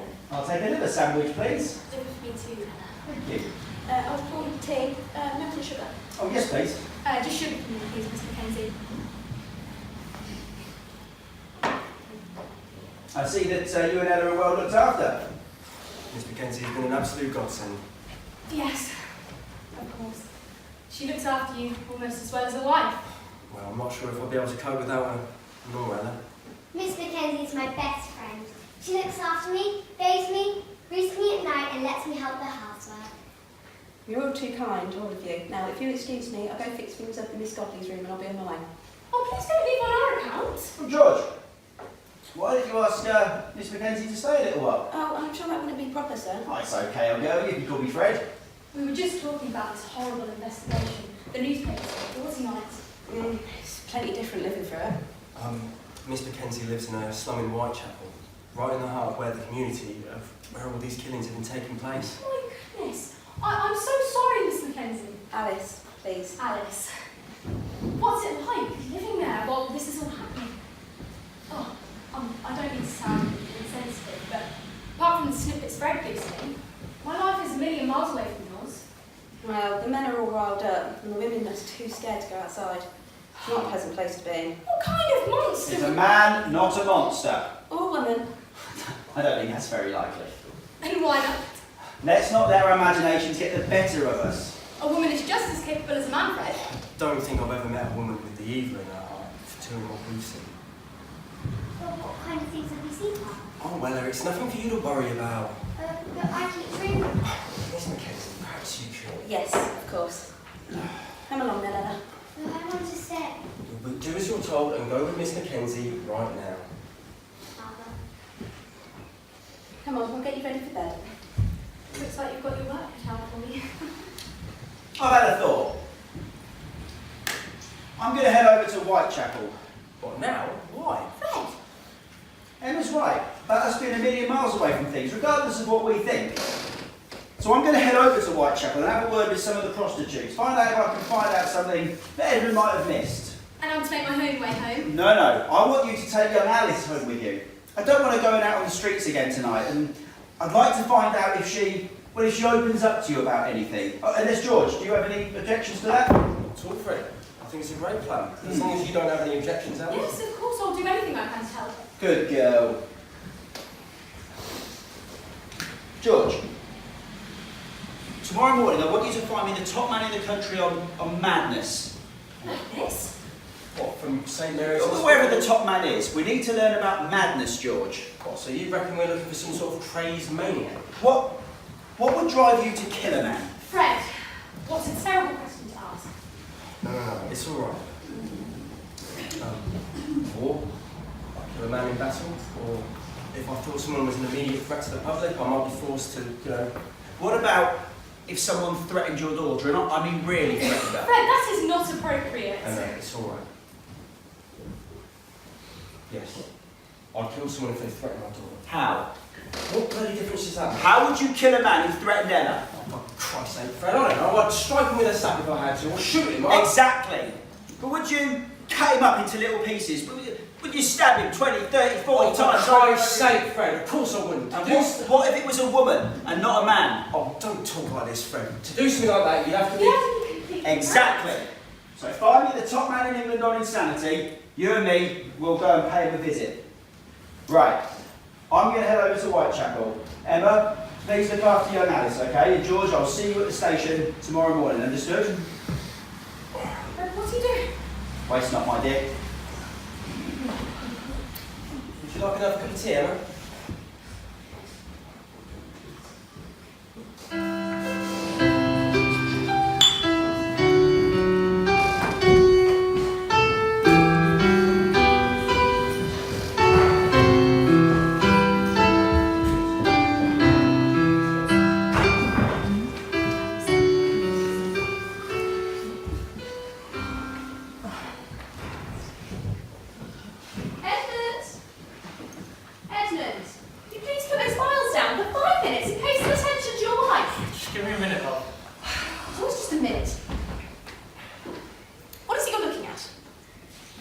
photos from Mary Ann Nichols' murder. And the other one? Oh, that's the report from Annie Chapman. Annie Chapman. She's the most recent one, isn't she? The one that was horribly mutilated. Yeah. It's just these images, I can't get them out of my head. Edmund. Would you, do something for me? Oh, I can't. No, not that, Edmund Reed. Well, could you possibly take me to Whitechapel and show me some of the murder sites? Why on earth would you want to see that? I don't understand. Why would you ask them that? Actually, no, never mind. Just a bit of a morbid curiosity. Actually, if you'd like to accompany me upstairs, I have a matter that urgently requires your attention. Oh, okay.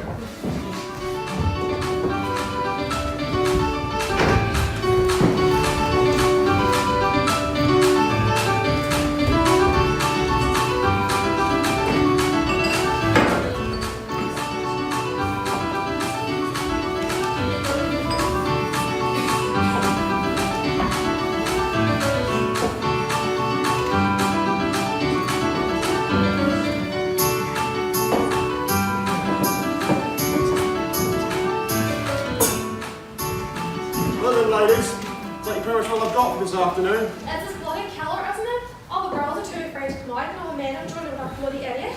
What is that then? You know who she means, that loudmouth sort who keeps making those awful speeches. All right, what's his name, mate? Lusk. George Lusk is a Marxist. What?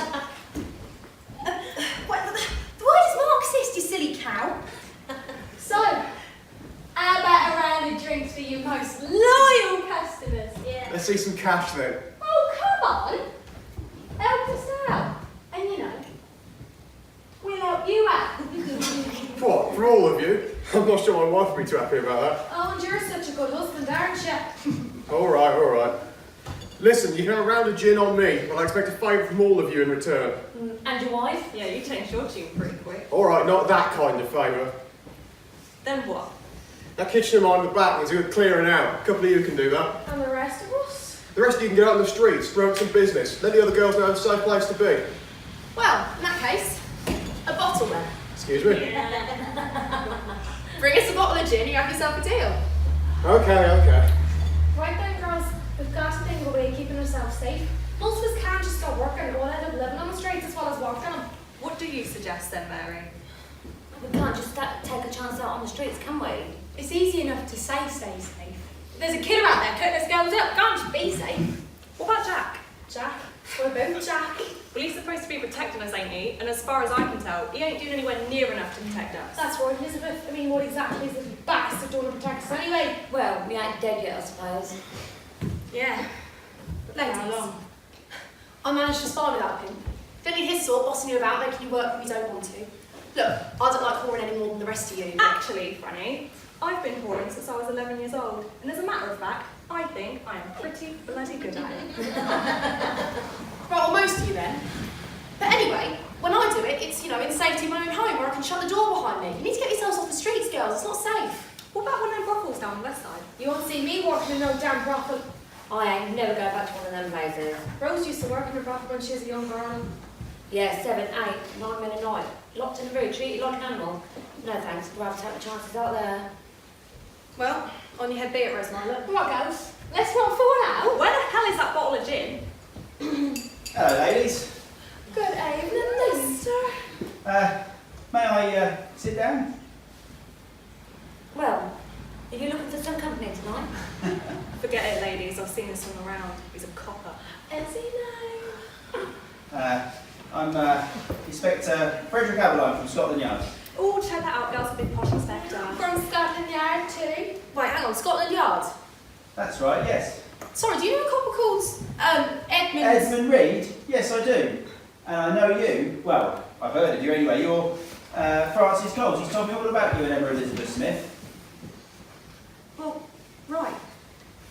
Well, how come you're here and not him then? He's busy going through paperwork, I'm afraid, but I can send him to see you along tomorrow if you'd like. Whatever. I'm sure it'll be no bother. Is he that nice couple who met outside Emma's place just after she died? Yeah, that's the one. But you liked him, Franny. That's enough, Mary Jane. Okay. I thought it was different, you know, but it doesn't matter. What? What did he do? Nothing. He did nothing at all. And now Martha and Polly and Emma, they're all dead. Oh, I'm sorry, but we're doing our best. Well, it's not good enough, is it? I'll send them in to see you in the morning. Fine, you do that. Tell him I look forward to seeing him. Good. If he's still alive. Night, girls. Night. Well, ladies, let me try and offer you something a little bit nicer than that. There we go. Sandwiches? Posh Sandwiches? sandwiches. Not too shabby, Copper. And never Much mind obliged. her friend. She's not the trusting kind. She was best friends with Emma Smith, you know. How's the crowd? I'm pleased. So, ladies, maybe you could help me. Bit of information, if that's all right. These horrible killings that have been going on. Who do you think's responsible? You must have someone I here. thought you were the Copper. What's this? Free drinks for your gentlemen as well? I don't think so. I'm Detective Inspector Frederick Abeline from Scotland Yard, sir. Perhaps you could tell me, have you seen anyone suspicious in your public house recently? You mean who the killer is? Do you know the answer to that question? No. You've got suspicions though, haven't you? Even if I did, what does it matter? Why don't you tell me those suspicions and I'll tell you if it matters? Tell him, man. Oh, shut it, Mary Jane. Tell me what? The night Annie Chapman was... Richard. She was talking to a couple of characters I didn't see who she left with. Who are these characters? One's a local man in here, Pizer, John Pizer. That horrible bastard. And what makes him so horrible? You know when you just get a feeling about someone, pushy and slimy like a snake. Okay. Do you know where he lives? We don't know him like that. He prefers the streets. No worries, I'll get my best pair of investigators onto it straight away. You mentioned another. Lewis Dimshes. He's a loud brass son. A good pay, that was old Dwayne Schutz. He lives over near Midas Square by the Working Men's Educational Club. I know it. I'll get along and have a chat with him. Ladies, what about your protector? Is that a joke? Not a good sort? He's a scum of the earth, but then again, who isn't these days? Oh, Wickham's business. What kind of business? I think they're looking for drinks, not drunks. Sorry, ladies. Hey, Benson's funny. Well, thank you, sir. I appreciate your help. Please don't be afraid to speak to the police if you need anything, okay? I'm not being funny, but it doesn't do us any good, does it? Being seen talking to a copper, especially the one that's letting the killer run around. No offence. Yeah, no offence. Come on, girls. Oh, it's perfectly okay, ladies. And please stay safe and don't be afraid to talk to me if you need to, okay? Catch you in a moment, girls, okay? All right. Have it your way, Mary Jane. Thanks for the sandwiches, Fred. Anytime. Can I trust you, Fred? If you want to know the way, ask a policeman. I want to trust you, I really do. But I'm terrified working these streets. I want to get out of Whitechapel and out of London and never come back, but well, I suppose this is my fate. I don't believe in fate, Mary Jane. No? We make our own fate in this world, even a Whitechapel world. Now, what did you want to tell me? Alright, but I swear to you, if you let me down, I'll spend the rest of my life making you regret it. You know I grew up around here, don't you? These people matter to me. Well, my pimp, well, he pimps for all girls pretty much. And what about your pimp? He's a violent man, angry all the time, and he's getting worse and worse. You know, he kicked one of the girls right here in front of everyone just the other night. Go on. He's getting worse and worse, and I've seen with the other two, Pizer and Deutschutz, and there's a chance one of them's doing his killings. Okay, Mary Jane. I'll have a word with him. Will he be in later? Yeah, he'll be here pushing us out in the streets. Mary, I know you have to work, but please, do it somewhere safe. Don't go out on the street. Stay at home. Girls like me don't have that kind of luxury. Mary, look, this isn't much, but it should keep you off the streets for a couple of nights at least. How dare you, Fred? Mary, I might be a whorepopper, but I'm no charity case, no beggar. I look after myself. Or you should label or scare for my customers. I'm sorry, Mary Jane. Please, come and see me. I'll come and see you, Fred, if you're paying the going rate. Goodbye, Inspector Abeline. Goodbye, Mary Jane Kelly.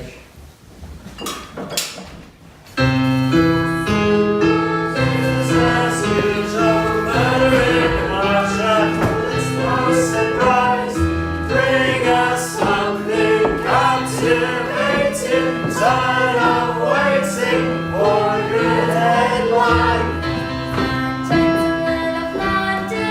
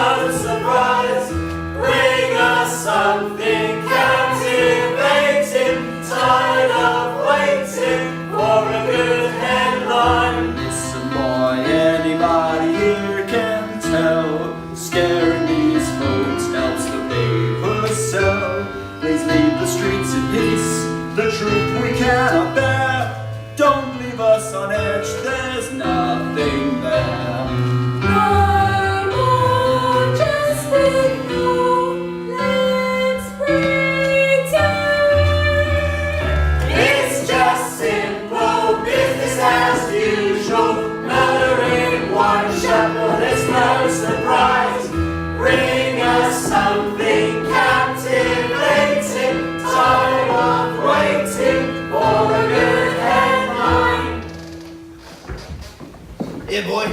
Let me see that paper. 1 penny, sir.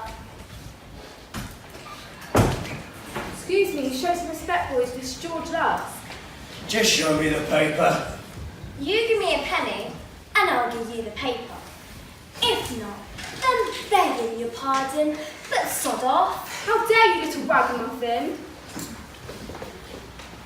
Enjoy that money while you can, boy. What's that meant to mean, mister? There's a revolution coming, boy. All these murders will see the end of the police and the fall of the government, you mark my words. Whatever. Have a nice day, sir.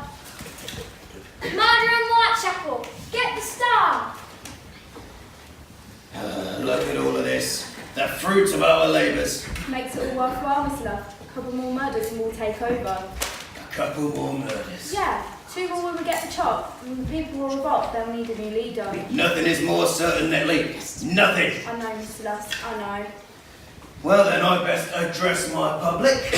Why don't you pay a visit to our benefactor? Now, Mr. Lusk. No time like the present. Of course, see you at the 10 bells later, sir.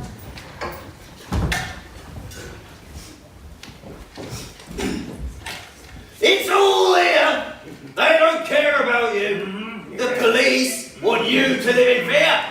They want your women afraid to even leave the house. Yeah! No, it's not good. If Mary Ann Nichols had been Lady Nichols, oh, they'd have caught this killer by now. Yeah. If Annie Chapman or Martha Tampram, if they'd have been duchesses, oh, they'd have brought in the army. Yeah. If Emma Elizabeth Smith had been married to one of them Scotland Yard snobs, then they care. But they don't care, do they? They're just poor, common women. They're only our women. Yeah. Come on, yeah, why not? Yeah. So, Yes. we, as a community, need to protect ourselves and our women. Long live the revolution! And long live Karl Marx!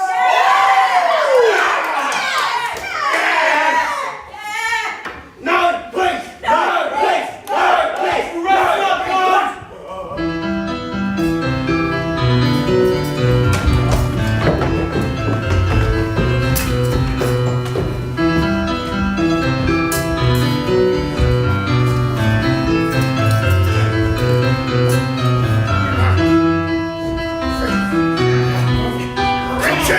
Treacherous bastard! Bastard coppers! It's enough of that, lads. Are you alright, sir? He'll be alright. Edwards, if you would. Yes, sir. Mr. Prattle, can you clear this lot away? Edwards. Yes, sir. Richards, take him back to the station with me. Right, you lot! Show's over! Get out of it now!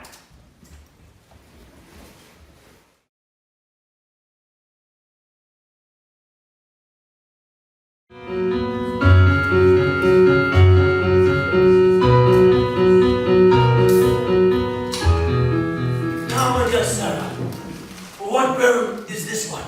That is the Cheviot, grandfather. Oh, splendid, Sarah. You'll be a match for your father in no time at all. But, grandfather, Yes, my little treasure. my father says that learning about medicine is a futile waste of time. And why does he say that? I'm not sure. My dear, I am a doctor, and a very good one if I do say so myself. And your father is a wonderful medical genius himself. So, would you suggest that learning is a waste of time? I don't understand. What makes you different?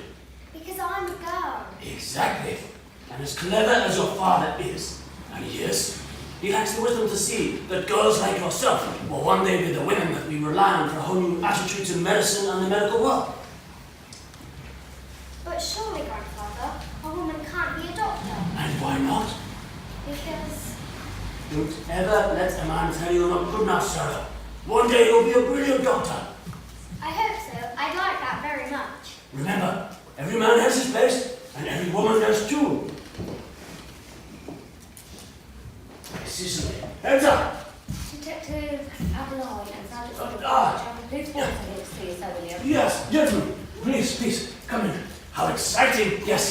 Hello, Sir William. Is this a bad time? Oh, no matter, Inspector.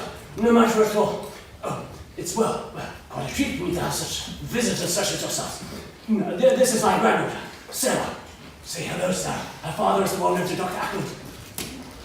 Good morning, sirs. I hope you are very well today. Very nice to meet you, Miss Ackland. Now run along, Sarah. Go find your grandmother. Thank you for the lesson, Grandfather. Nice to meet you, sirs. A marvellous mind for a girl. One day she could be a great doctor or a scientist. Something most women never have the chance to achieve, and some women simply don't deserve. But your granddaughter does, Sir William. Being born with a silver spoon in one's mouth does have its advantages. Her father was born into wealth and privilege. I don't think any less of him because of it. Do you? I'd have to know him better first, Sir William. A brilliant answer. You're clearly a clever man yourself, Inspector. Now, please, you're both very welcome here today. Thank you, Sir William. I guess. Thank you, Mr. Sir William. Sir. As I say, Sir William, we don't want to take up too much of your time, but... Oh, not at all, not at all. And you're from Whitechapel Police, then, are you? Yes. Actually, Sir William, we're from Scotland Yard, but Inspector Abeline has been investigating the recent killings in Whitechapel. Killings? Oh, yes, of course. Those poor wretches indeed. Frightful, but frightfully interesting. Interesting, Sir William? Purely from a case study point of view. A case study? No. All right, George, all right. You'll have to excuse Sergeant Godley, Sir William. These murders have deeply affected everyone involved. Yes. Cake! Cake, Sir William? Yes, I was planning on having some cake before you arrived. I do enjoy a slice of cake in the afternoon. Do you, Sergeant Godley? Cake? Yes, my housekeeper makes a marvellous Madeira cake, as it happens, sir. Oh, I am pleased. Then you want to try a slice of Mrs. Gold's cake? Finest ingredients, I'm told. Very good, Sir William. Inspector, cake. I'm more of a muffin man myself. But I'd be delighted to try a slice of Mrs. Gold's wonderful cake. And tea, of course. Of course. Dang. Won't you please go sit down? Yes, of course. Thank you, Sir William.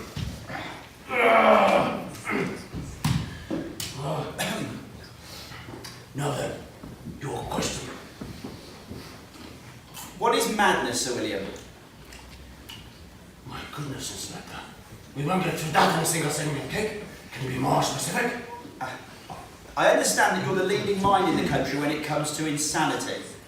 What we need to know is, what drives someone to madness, to do the things that only a madman would do? You flatter me, Inspector.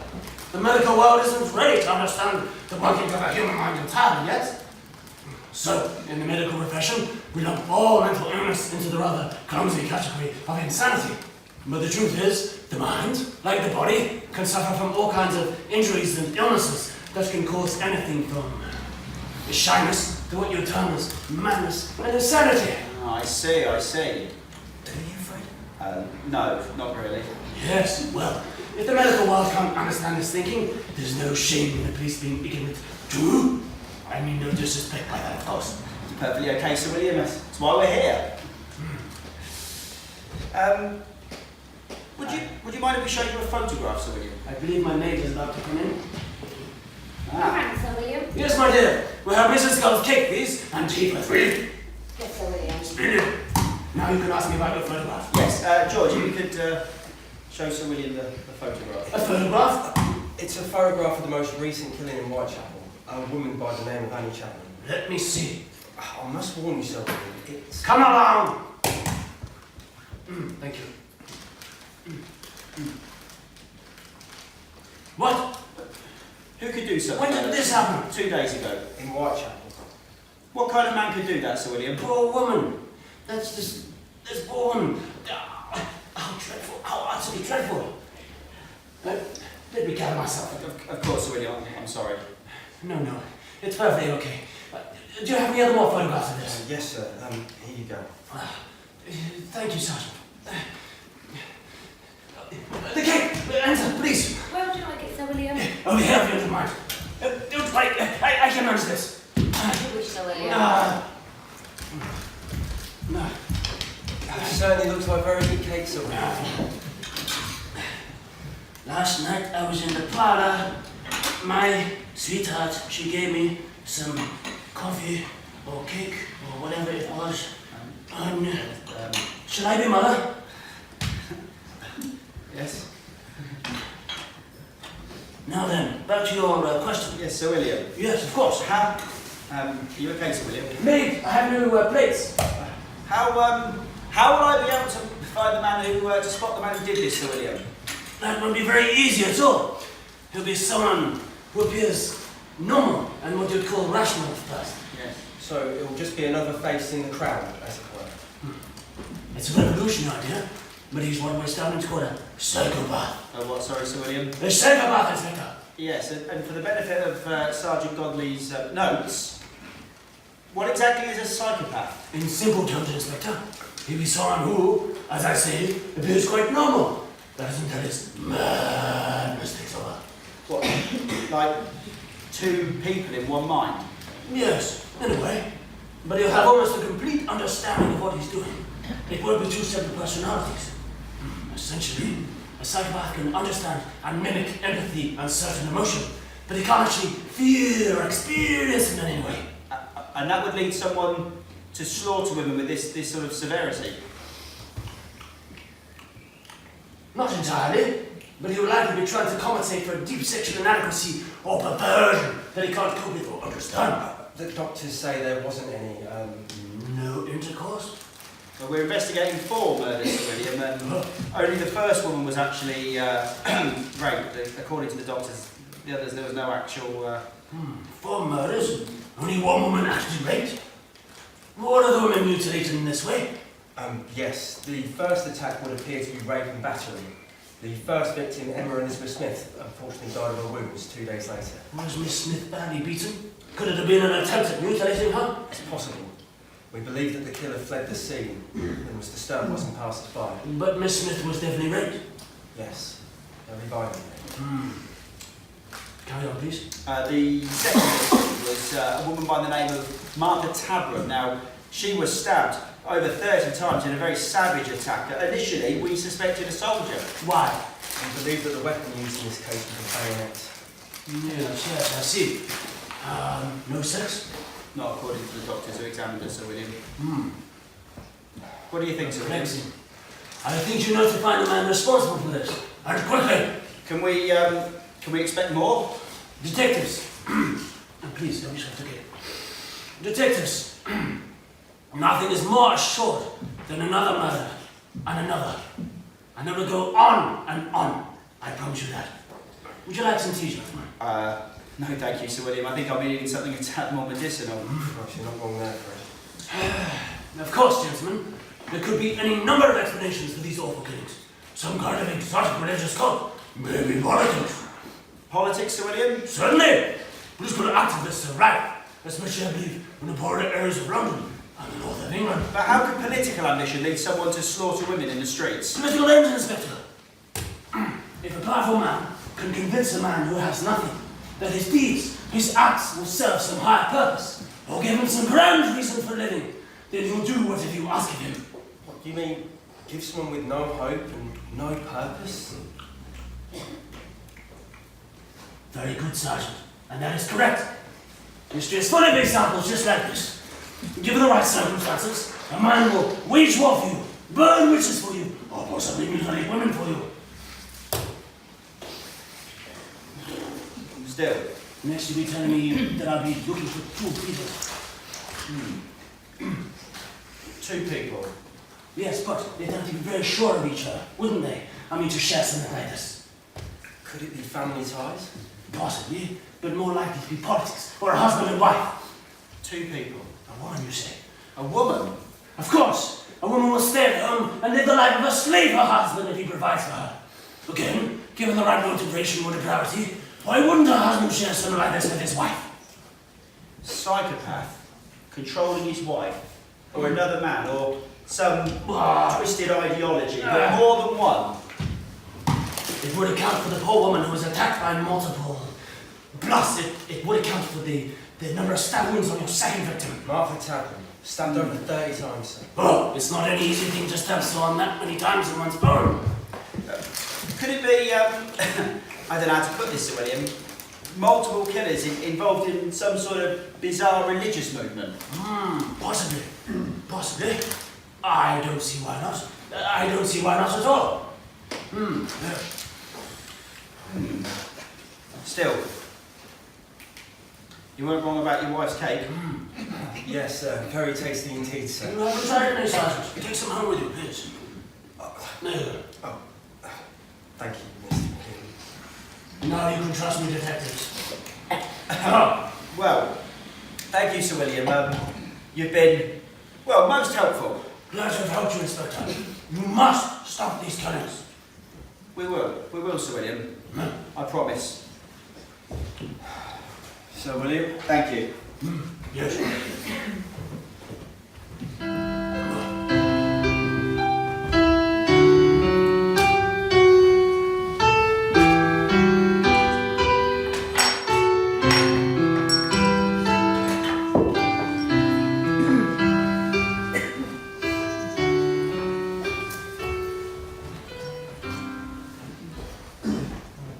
What did you say this woman's name was? Alice. Alice Mackenzie. She's been looking after George Godley's daughter for a few months now. Little Ella.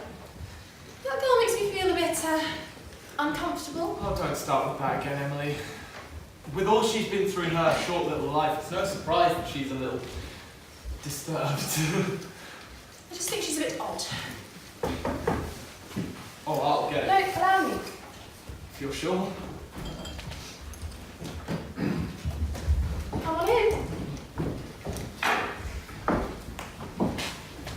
Mrs. Reed? Mr. Reed? This is Adeline.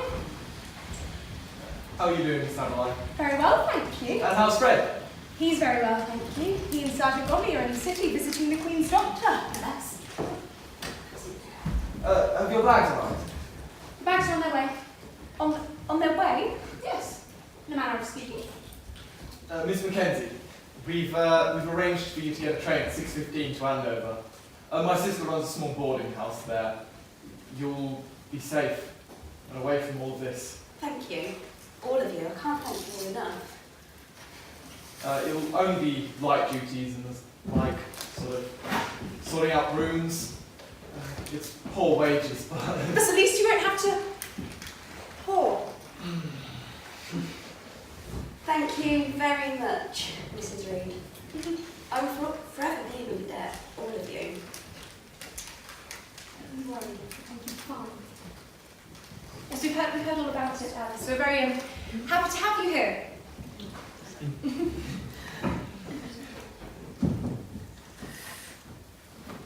well, Sergeant Edwards will make sure that you get to your train on time. He'll be waiting for you at the station. And Mr. Reed says will meet you in Andover. Thank you. Seriously, all of you. Alice! Oh, Miss Godley. Oh, I didn't think I'd ever get to see you again. Father told me you were leaving. I'm going away for a while. Remember your dream? He said I'd be moving away. In that dream, you... No, I'm moving to be safe. For a better life. Can I come with? I don't want to be left alone. Here. Take this, and I promise you'll never be alone. I love you. Oh, I love you too. Now behave for your father. Promise me to behave. I promise. It's time to go, yes. Alice.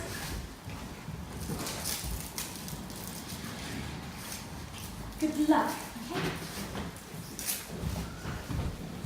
At least that's one we've managed to save from all this. Oh, Edmund.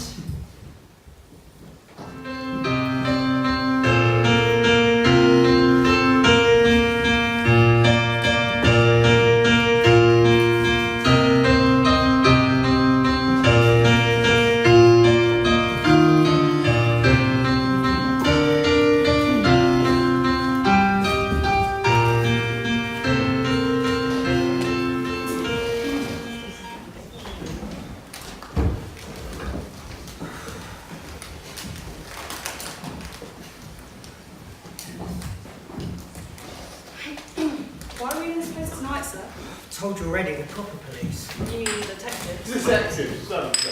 They want us to keep an eye on the 10 bells, okay? But why us?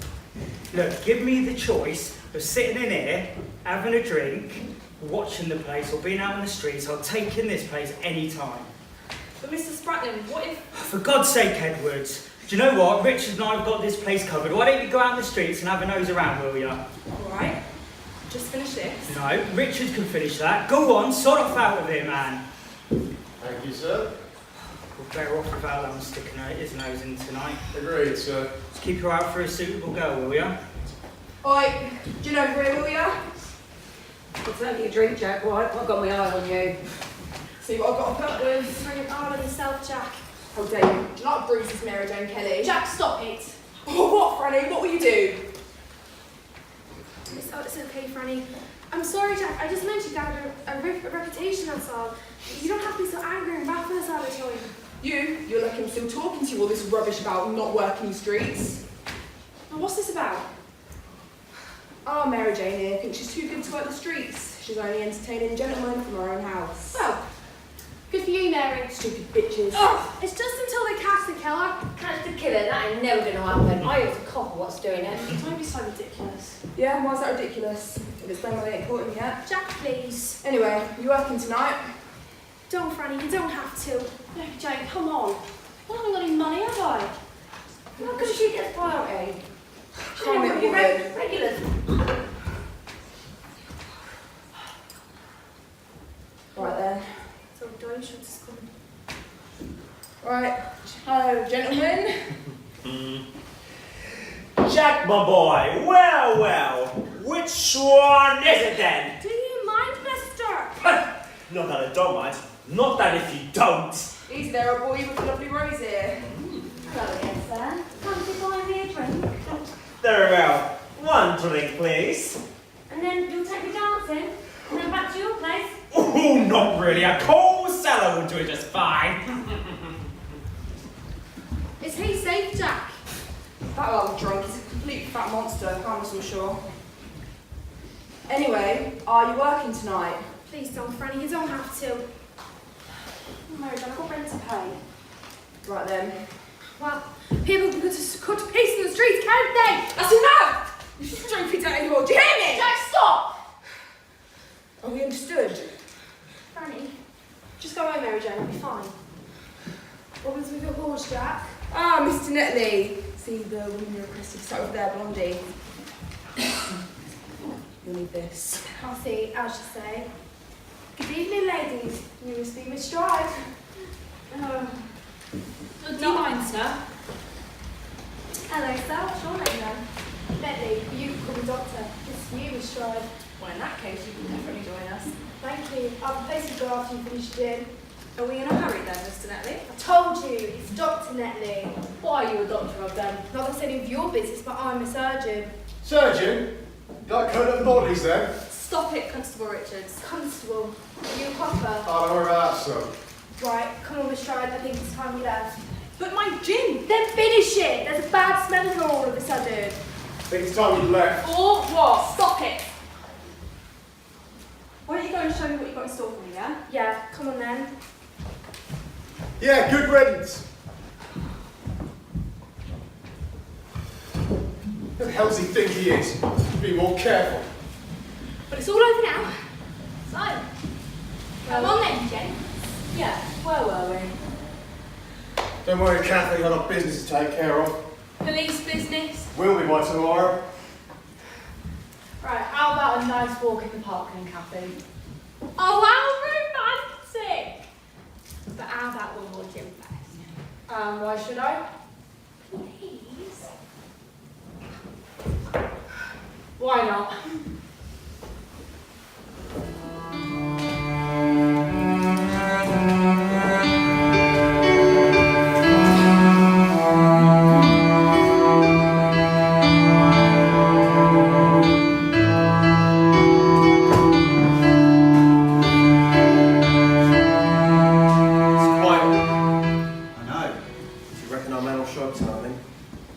We've got half the uniforms in the streets, the other half in the pubs, and we've leafleted the whole bloody parish. The killer would have to be crazy to show up tonight. Just remember what Sir William told us. Even so.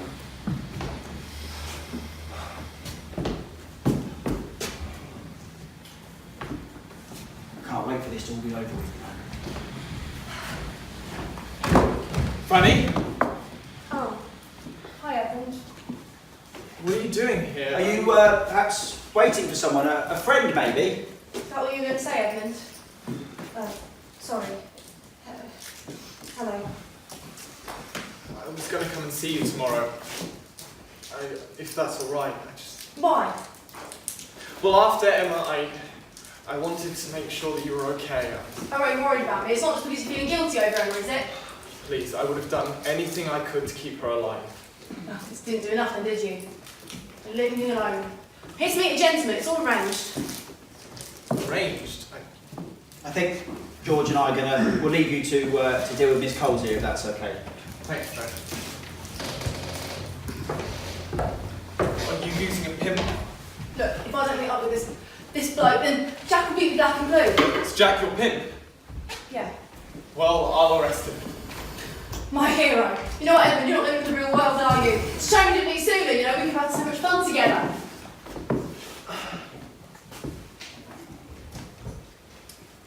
What was that for? Something to remember me by. Remember you? Excuse me, Miss Coles. Dr. Llewellyn. It's a nice night for a walk, isn't Edmund, it? just fuck off!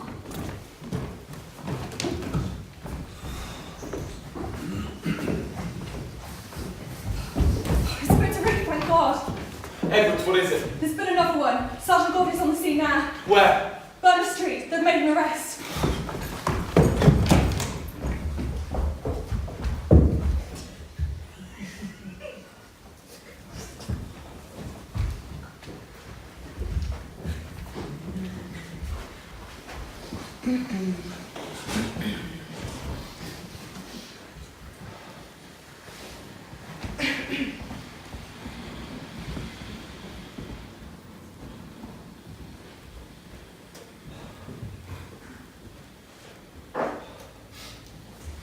Fred, I just heard. Edmund, keep your voice down. Where is he? Where is he? Who did this? It's you. You murdered him! Calm down! Grab it! Calm down! What the bloody hell's wrong with you? Hey? I didn't do nothing! I swear!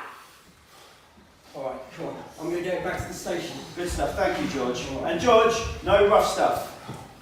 You come. Yes, sir. Come on. Sorry. Who is it? It's the body of Elizabeth Stride. From the 10 Bells? Yes, from the 10 Bells.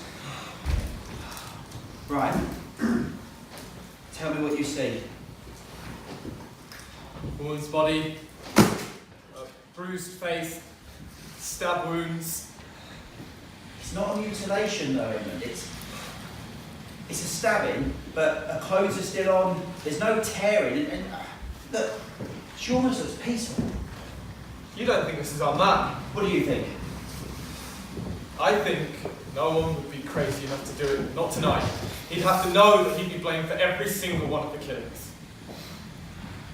Which means that either we've just caught the real killer, or we were literally at the other side of the street when this poor woman was being killed. Well, let's just hope we've got him. Either way, I think it's safe to say the streets are safe tonight. If we've got the wrong man, then, well, the killer's going to be long gone by now, isn't he? Yeah. Right, let's get the coach, and let's get poor Miss Stride's body off the street. Yes, sir. Come on.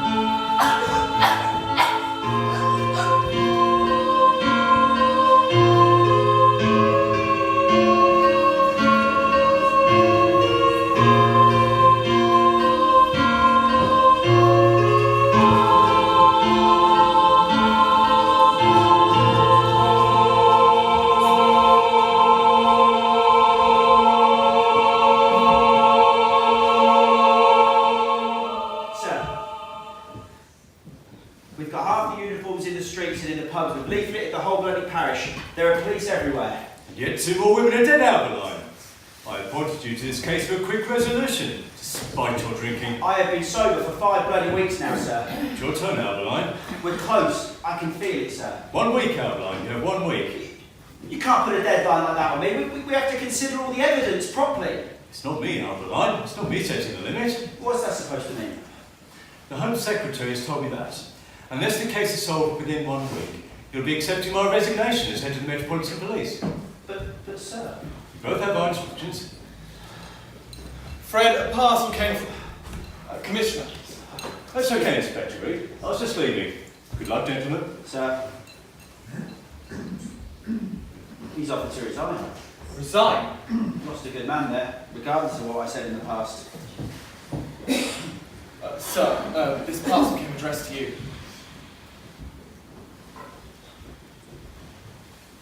Jesus Christ. What is it, Fred? There's a letter, Edmund. Here. Read it aloud, will you? Of course. In fact, hang on. George! Constable Joan! You yelled, Fred. Come in, shut the door. Another useless hoax, sir? Do you remember the one from the chaplain to be Giant Penguin? Have a listen to this one. Have you already read it, sir? Just come in and have a listen. Dear Inspector Aberline, double event this time, I hope you approve. Sorry it took so long to get around to it, but I wanted to find 2 perfect souls to take away with me. First one squealed a bit. I was hoping to take her ears off, but was disturbed by a fat drunk plebeian. He's talking about dimensions. Exactly. Wait a minute, are you telling me this is genuine? Carry on, Edmund. Some fat drunk plebeian. I enjoyed watching you and your boys crying over the body. I'm just sorry I couldn't leave her looking more appropriate for you. But I made up for it with number 2, don't you think? This one was very special. She came apart like warm bread. Opened up for me like a flower. Alas, her head wouldn't come off for me, so I took her eyes as a memento. Then I delved inside and took her kidney. I enclosed half for your approval. The other I fried and ate. It was very tasty, Inspector. More jollies to come from me soon. I hope you're enjoying our little game as much as we are. God save us. Control yourself, Constable Do. It's signed, Catch Me If You Can.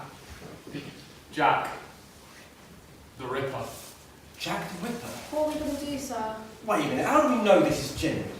How do we know this isn't just some other hoax? Because he did it, George. He sent us a kidney. Oh, Jesus Christ! Why would he do that? Just for jolly, my old friend. Wait. So, if this is genuine, then... You are looking at his handwriting. We've got his handwriting. He's done it. He's done more than that, Edmund. He's just hanged himself. Right. Circulate. Oh, now. Sorry to interrupt, sir. Edwards. I've got a visitor. Right, show him in. Right, circulate that handwriting. Keep the content of the letter secret for now. And George, get that package to the doctors. Get them to confirm it is what it claims to be. Okay? Off you go. Sir.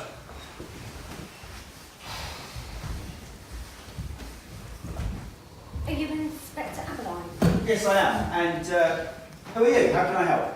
Thank you, Edwards. I work for a maid for Lady Agatha. Do you know her? No, well, I know of her, obviously. All these murders I keep hearing about. What about them? Well, if I tell you what I know about Lady Agatha's house, will you treat this information properly, please? Come on, tell me what's happened.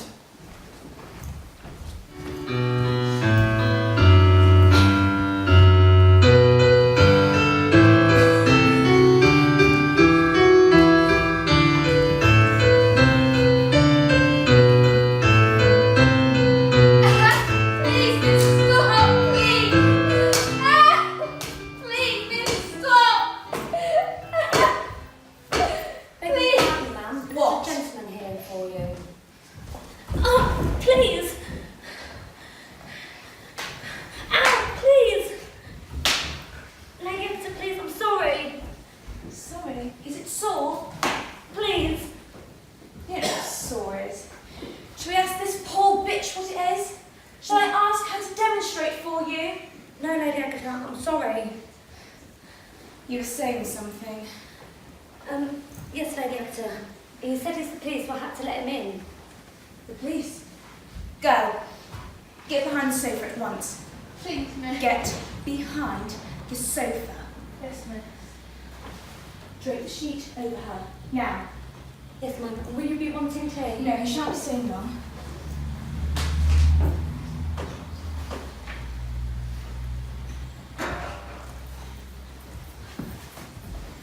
This is Inspector Avalon from Scotland Yard, ma'am. Thank you, you are dismissed. Thank you, my dear. You may talk with me, Inspector, not for my staff. Yes, of course, Lady Agatha. Now, your question. I don't follow. Well, you're just a policeman. I am a lady, a member of the aristocracy, and you seem to think it's okay just to drop by my house, unannounced, uninvited. So therefore, you must have an important question, so I suggest you ask it. It was me thinking I was the detective, Lady Agatha. How droll. You're quite right, and I do apologise for the inconvenience of my interrupting you. I would have done so, but we have the highest importance. You come to the point now? Yes, of course. Lady Agatha, do you know a man called Jack White? Jack White? The name isn't a familiar. Is he a duke or an earl? Not exactly. No. Well, he's a pimp, Lady Agatha. Oh, what, Inspector? Well, I mean to say, a pimp is a man who in exchange for a fee. I know what a pimp is, Inspector, whatever your name is. Frederick Aberline. I didn't say I cared. And I certainly don't care for this insinuation that I, a lady, a member of the aristocracy, related to the Duke of Clarence, associate myself with a pimp! Yeah, I quite appreciate that, Lady Agatha. It's just that this pimp, Jack White, he said that he's worked for you recently, procuring the services of local women. Did he indeed?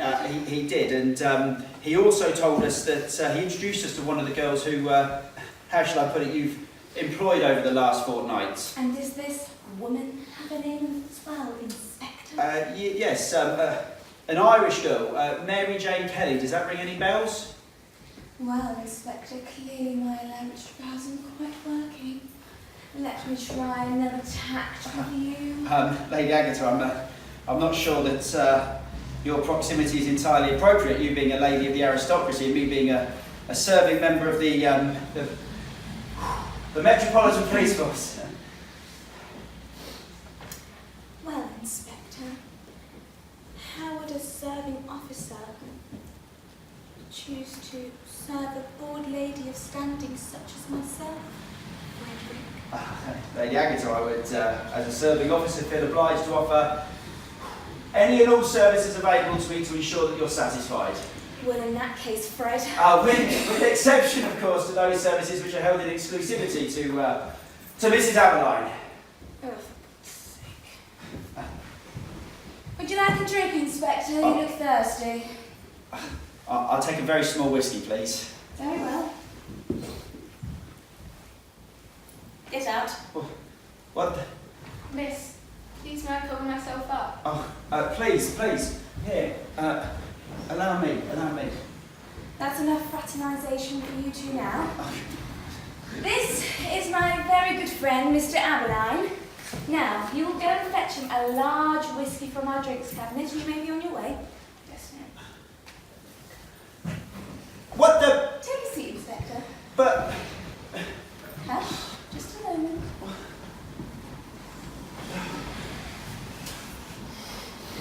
Your whiskey, sir. Thank you. And I'll have a sherry. Yes, miss. Do you... Inspector, just a moment. You're sharing, miss. Thank you. You can leave through the kitchen, use your rules. Thank you, miss. Lady Agatha. Take a drink. Now you.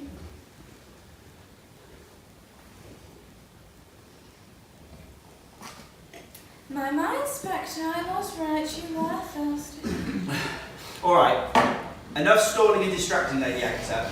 Would you please tell me what the hell is going on in this house? Why have you got a half-naked woman sat behind your sofa? If that's not a rude question, of course. Forceful. Well, Inspector, you see, I live in wealth and comfort.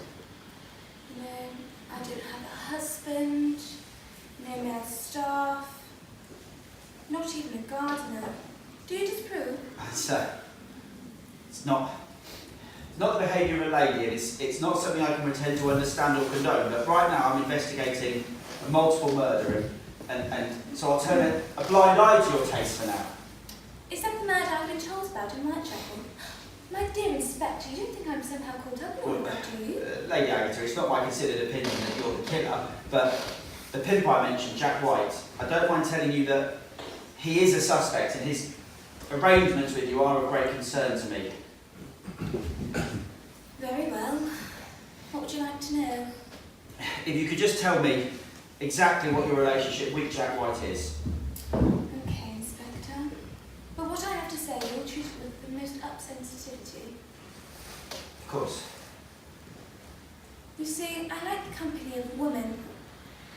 I like the company of women whose well-being doesn't matter to me. I like to exploit and degrade women. It's just a service. What, like a horse or a dog? Are these women just animals to you? Don't be so silly, Inspector. Animals need caring for and the best attention. These women, they do what they do and they just get chucked out back to the gutters. So you don't care if these people live or die? Oh, people die, Inspector. It's a natural way of life. But being slaughtered in the streets is not a natural part of life, Lady Agatha. It's called murder. And as I said, Inspector, I wouldn't know anything about that. You'll stop your associations with Jack White immediately, and you will not leave London without informing Scotland Yard. You're drunk, Inspector. Drunk and abusive to one of your betters. I suggest you leave before I inform Scotland Yard of your inappropriate behaviour in my house. I'll find out the truth, Lady Agatha. Mark my words. Not from anyone in this house, you won't. Mark my words. I'll show myself out. Next time I see you, Lady Agatha.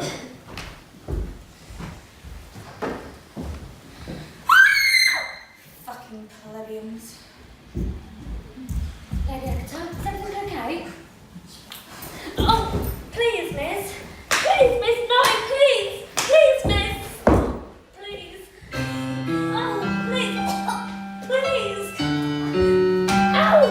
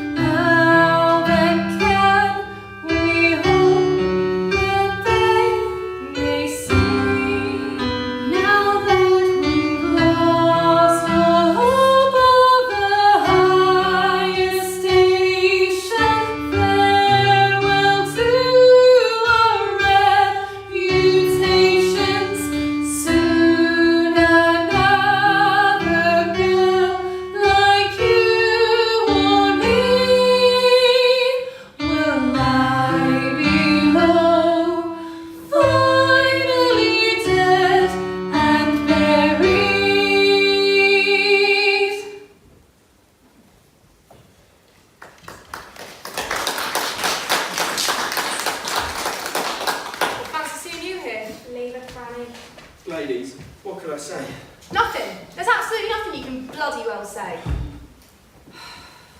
I'm done. I'm not strong enough to bring this killer in. What about Edmund? Oh, he's a better man than me. Not that that's any great achievement. Fred, what's happened? 14 years. 14 years in the police. All that experience counts for nothing. It's too much evil in the world. Fred, pull yourself together. I wanted to help you. I tried to help you, Mary. Right, that's it, I'm blue.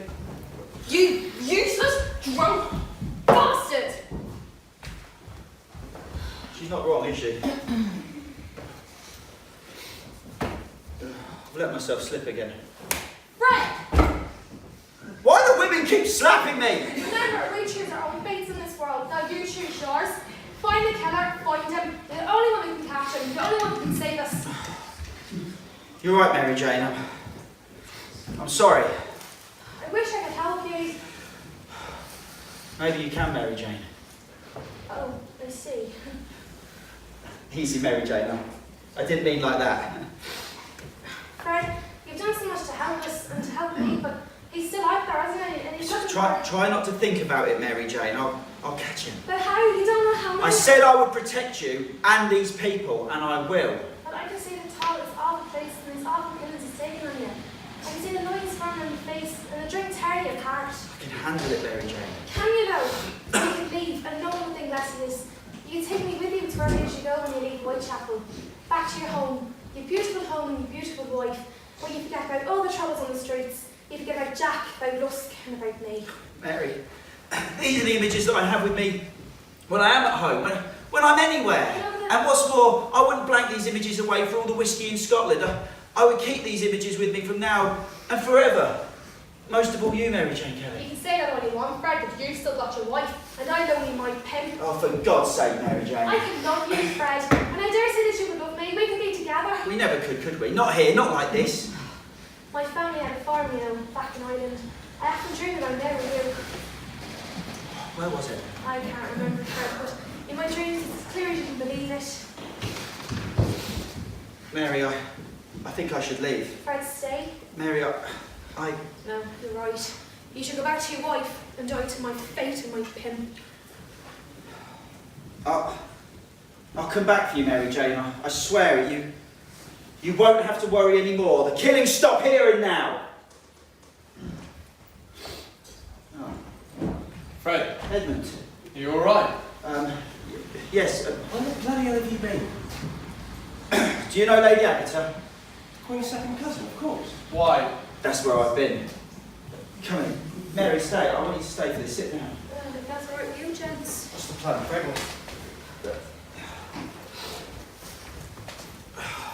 Okay. George, take out your notebook. Write all this down. Very good. Are we doing this here?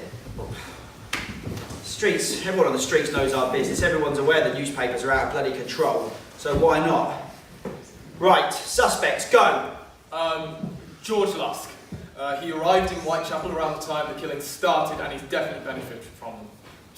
Yeah, but we had him in custody when 2 of the killings took place, though. Accomplice? No one credible. No, wait. I've seen him in here with 2 locals. Who? Oh, the one who thinks he's a doctor. Mary, think, please. Nedley, his name's Nedley. Nedley. And he thinks he's a doctor. A surgeon. Write his name down next to Lusk. And Pizer, John Pizer, he left with old Pally. Marianne Nichols. Right, him too. Dime Schultz, found him at the scene. No. We had him in custody, didn't we, when Ellie Chapman was killed? Plus, he has an alibi for the Martha Tavern murder. He was with his wife at the educational club. Okay. Leave his name off the list, but let's keep him in custody for now. Who else? Dr. Llewellyn.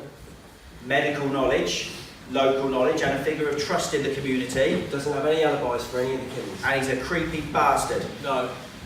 No? It's not Llewellyn. He was with Franny the night Eddowes was killed. Oh, Christ. What? Where? On the street where we met Miss Coles. Okay, leave his name off. Bloody hell, Edmund. Jack too. Jack, the pimp. Jack. He's got the right name. You know, he's an evil man, you know. He tried to strangle me. Right, get his name down as well. Jack White. That's right, isn't it, Mary? Jack White. Jack White. Okay. I want you to add Lady Agatha's name to the list as well. You've got to be joking, Fred. I know what you're going to say, but I've seen some things in her house that are of great concern to me, and there's something else as well. What? Look, she has some kind of business relationship with the pimp Jack White. My God, you don't think she'll come to Whitechapel, do you? I don't know, Mary Jane, but the less said about it for now, the better, but it's best to keep her name on there. Okay, here's what I want you to do. Get the uniforms to bring in Pizer and Netley.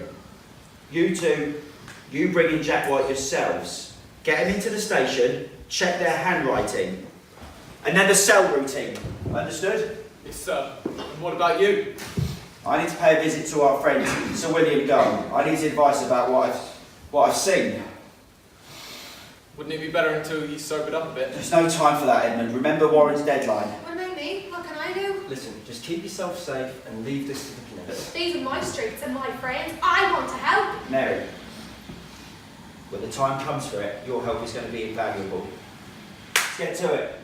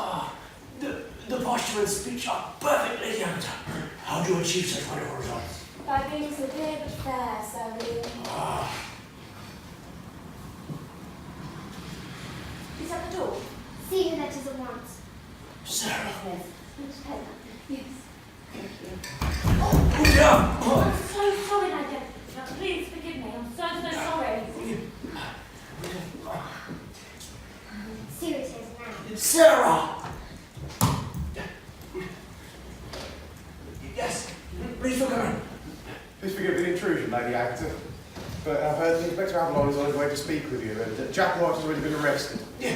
Who's Jack White? Don't concern yourself with him, so. Is everything prepared as I requested?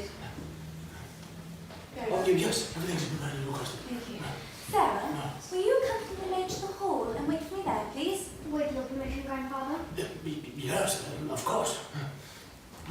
Follow me. Now. Yes, Miss Acton. Close the door, please. Sir William, I would like the maid to have the same treatment as our other lost soul. It's clear to me that she isn't acting rationally. But Lady Agatha, I'm sure you understand, Constable. Yes. You will escort my maid to the hospital and place her with our friend. One of them has betrayed us. What's the point of only silencing one of them when you can do both? It's such a shame that I'm not permitted to watch. We may be not allowed in the gallery, Lady Agatha.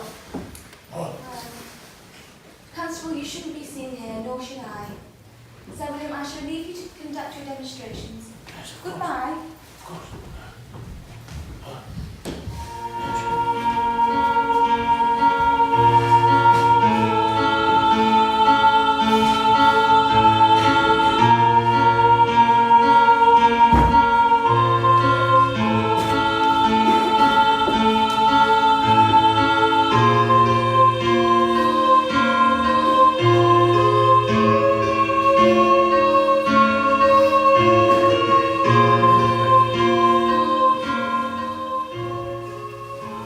Mr. Netley, I will not ask you again. I told you, it's Dr. Netley. And what What kind of doctor are you then, Mr. Netley? Doctor, how many times do I have to tell you, ignorant peasants? Edwards. Sergeant. Now then, Dr. Netley, perhaps you'll be a good fellow and tell me what I need to know. Now, Mr. White, I'd like to ask you, what's your relationship with Lady Agatha? Fuck you, copper. I heard you like to beat up on women, Jack. Like that, is it, Jack? I don't do nothing. I'm just a working man. Now, see, Jack, I don't think that you're the Ripper. I don't think you're smart enough, but what I do think is that you know who is. I don't know nothing, I swear it. You better tell me how you sent Kathy Eddowes to her grave. Tell me who you sent Mary Ann Nichols to. I want you to tell me how you think that I know what happened to Elizabeth Strike. You tell me! Now then, Mr. Pizer. Can you write, Mr. Pizer? Can you? A bit, sir. That's good. Very good. Take this paper and pencil, Mr. Pizer. What are you going to make me do? Just take them. Now then, son. I want you to write everything you know about the death of Annie Chapman. You what? No, Mr. Pizer!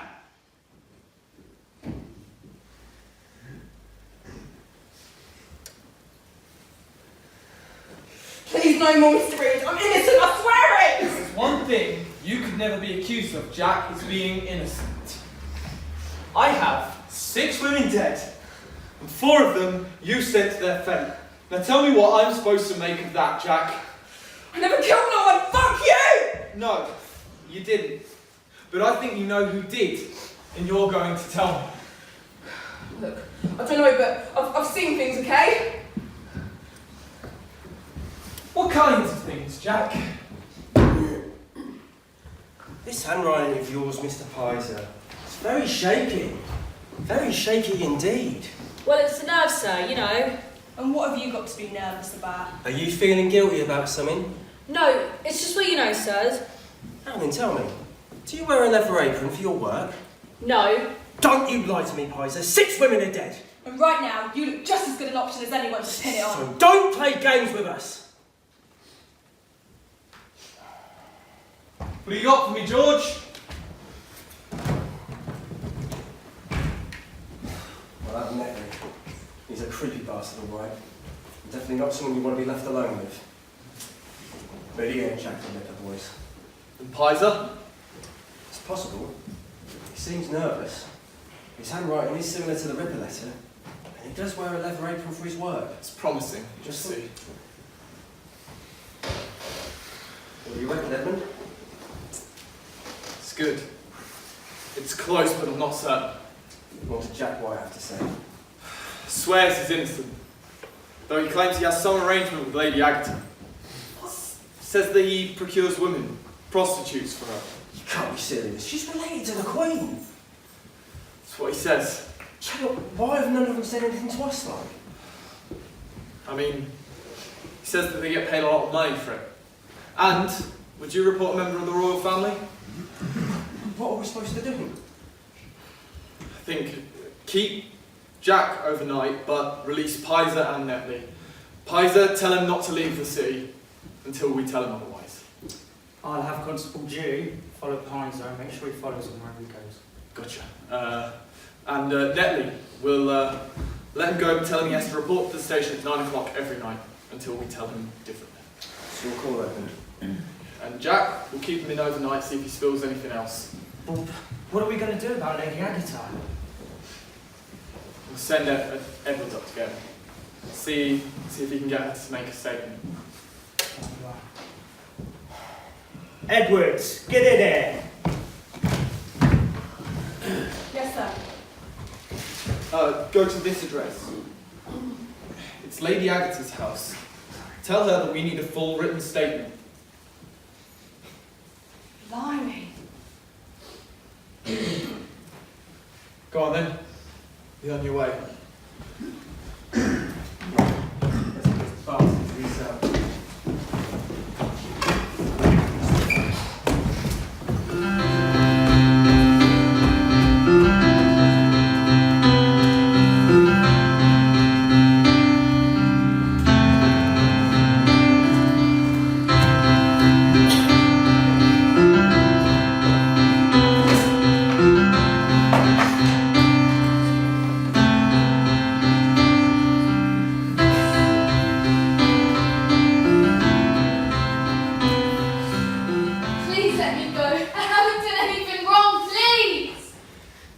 see, both women are suffering from a mental distortion. Subject 1 is sedated with drugs to keep her calm. This medication will, however, wear off, and the patient will return to a state of mental disability similar to subject 2 over here. This poor woman, was brought to us by her concerned family because of her aggressive and confused behavior. What? No, that's not true. Let me the fuck out of here! Oh dear. You can see that she doesn't seem to be able to grasp where exactly she is, and is in a state of panic and rage, which is not at all in keeping with the natural way of a woman. I'm not mad. I'm not mad. Please let me out of here! You are now seeing how easily subject 2 switches between different moods, something we are now calling mood swing syndrome, and is consistent amongst women of this age, suffering from monomania or neurasthenia. Either way, the cures are the same. Fuck you.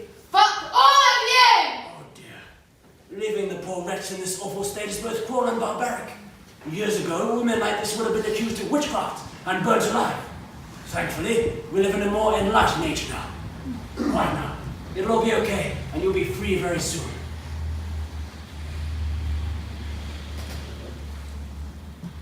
Please let me go. Please. Shh, be quiet now. Subject 1 has been sedated, as I say. Now, this is the first treatment and provides some temporary respite for the family and the woman. However, these drugs wear off in a matter of hours, and keeping a woman in this docile condition comes with a prolonged cost of medical care. We can rouse her with this counter-injection. Gentlemen, please assist.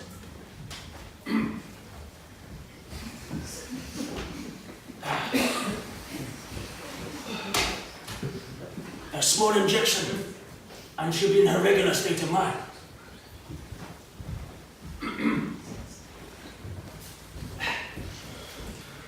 Now, as well as anger and behavioral disorders, subject 1 suffers from bouts of mental confusion and lack of clarity. Where am I? What am I doing here? A perfect demonstration of this. No, please. Please. And instantly she becomes irrational and aggressive. Someone let me out of here, please. If I were to release her now, she would inflict damage on her surroundings, and more worryingly, more than likely cause harm to herself. As medical men, it's our duty to ensure that she is safe from herself. And we do this by removing the damaged brain matter causing this, and we do this one of 2 ways. What are you going to do to me? Make you better, woman. Try not to distress yourself. No, please. 2 small insertions into the frontal lobe. No, please. Be calm. Please. Hold her tight, please. No, please. Okay, let go of her. You can see she is now calm and relaxed, and no danger to herself or anyone else.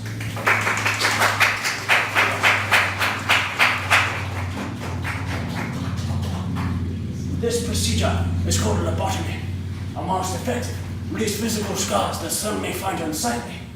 With modern medical and scientific advances, we have a third option, one which is far more exciting and humane too. Would you please? No. No, please don't do this. You don't have to do this, please. Please don't do this, please. The method of electricity or electrotherapy is still experimental, but showing wonderful results. Allow me to demonstrate. Please don't do this. I'm not mad. Place the bit in the mouth, please. I'm not mad. Go to hell. Oh dear. Normally we would use 3 seconds, but in this case, we should use 5.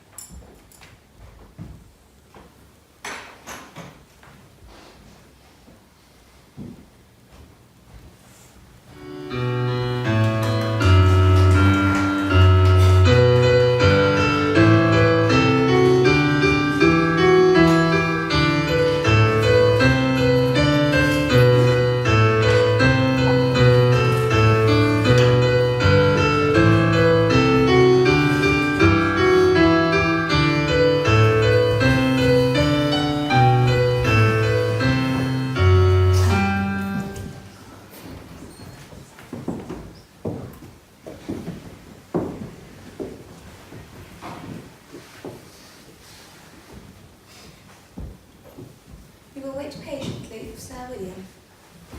Yes, sir.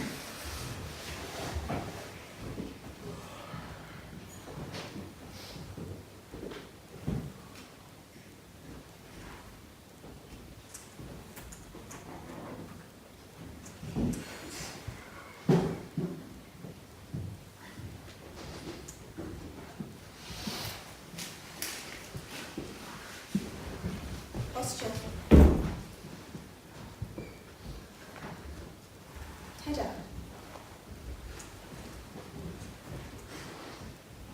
Stop fidgeting.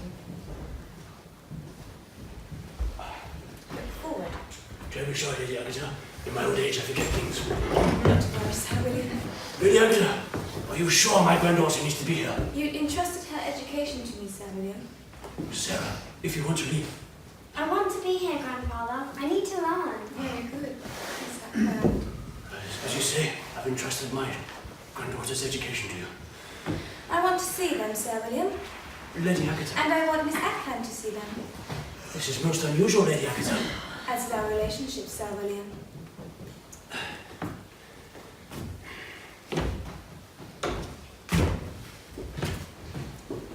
Both can function on the level of a dog or pig, but they can feed themselves to a degree and other very basic tasks. But neither can make decisions or form speech properly. They look like dolls, Lady Agatha, like marionettes. Would you like to touch them? Yes, please.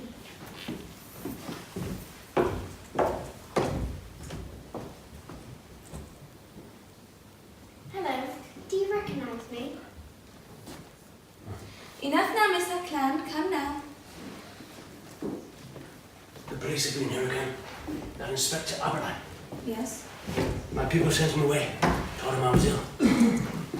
I had an inspector come to me, thinking the pimp has been talking. Oh, dear. He has to be dealt with. Lady Agatha. Don't worry. I'll deal with him in my own way.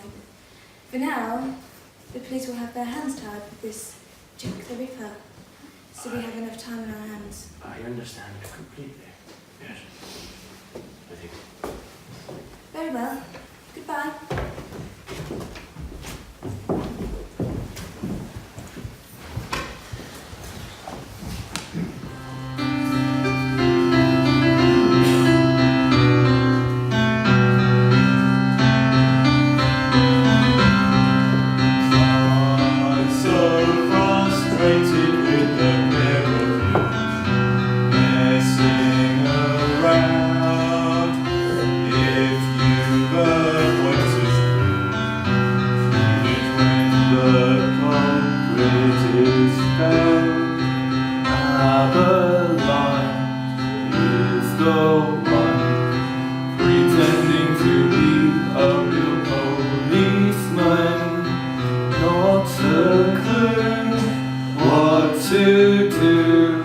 Pretending he knows how to see this through. I'm growing sick and tired of telling you.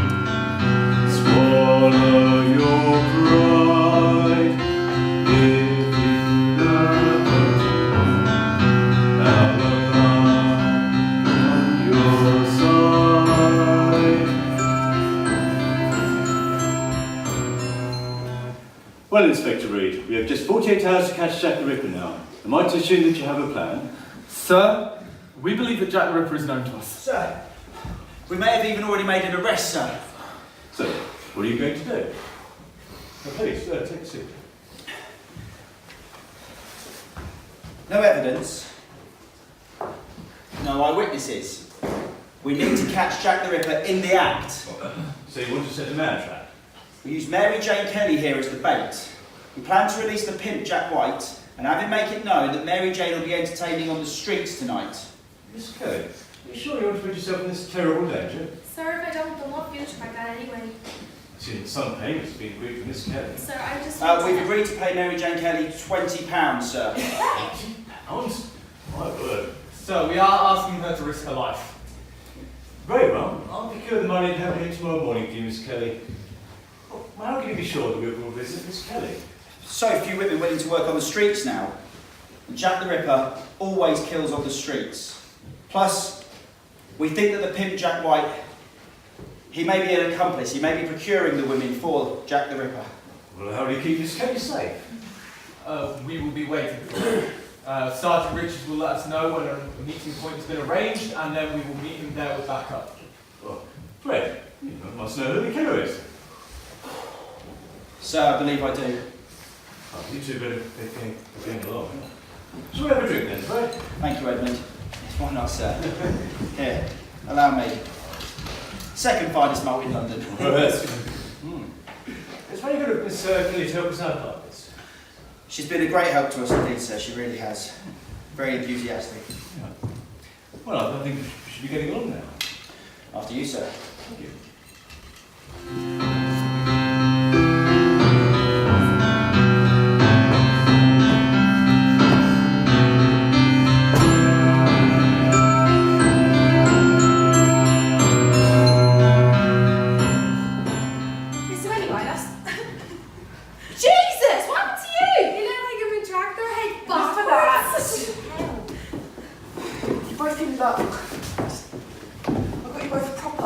Job. I don't know, Jack. Stop moaning, Franny. It's too good to turn down. Jack, I'm terrified to go out. They're saying now Jack is a woman. I don't know who to trust. A woman? Well, if it's a woman, then you don't need to worry about tonight, do you? Don't go, Franny. You don't have to. Please don't go out tonight. Oh, Mary Jane, I'm 6 weeks behind on rent. 2 more days and back at the workhouse. You don't know what it took me to get out there. Would you rather be dead? For fuck's sake, Mary! Right, fine. What's the job? Right, so, these 2 gentlemen. Now, I know what you're going to say. Right, where is it? The park? Jack White! I may be desperate, okay? But I never take 2 gents at a time, and certainly not out in the streets. What do you think I am? It's £2. Is it? Per gentleman? Oh. £4! Oh my god, right. Yeah, that changes things. You can have half now, and half later, but you've got to hurry. Well, hang on, what do they want to do? Don't do it, Franny. It doesn't sound right. I'll do it and I'll split the money with you. Forget that. This is all my problems. But Franny! One more word, Mary, and I'll knock your teeth out. Don't worry about her. Just go. Fine. Wish me luck. I know what you've been up to, Mary. Up to you. Shh. Come in. Please. Special job for you too, away from where you can cause any trouble. Trouble? Yeah, posh gent, regular job. You'll meet at your place, places safe as houses. But I thought it was... You'll do as you're told if you know what's good for you. Now go on, earn your bread. Don't want to see you till tomorrow.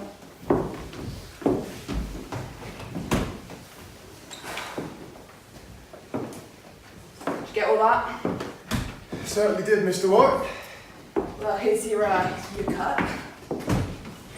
Now, fuck off and go tell that bastard Reed that Mary Jane Kelly will be entertaining 2 gentlemen at the park. My pleasure, Mr. White. See you for last orders. Drinks are on you. Yeah, better hurry.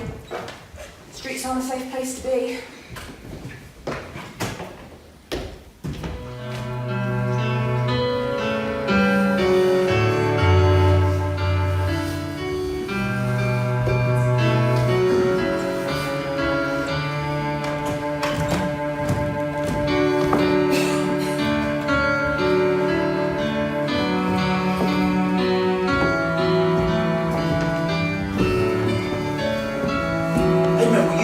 Stand still. I can't help it. Taking an awful risky threat. What choice do we have? Oh look, here comes Constable Richards. The park, she's in the park. Are you sure? That's my information. She's in the park. That was 20 minutes ago. 20 minutes? What have you been doing for 20 minutes? No, I'm sorry, sir. I needed to make sure the information was all correct. Richards, get yourself to the 10 bells as quickly as you can. Let's finish this.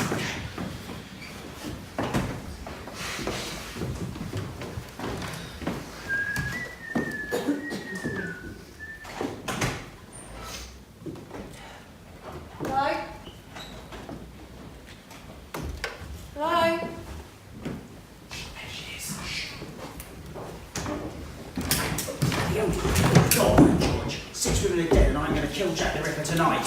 No! No! Wait, no, he's not Mary Jane!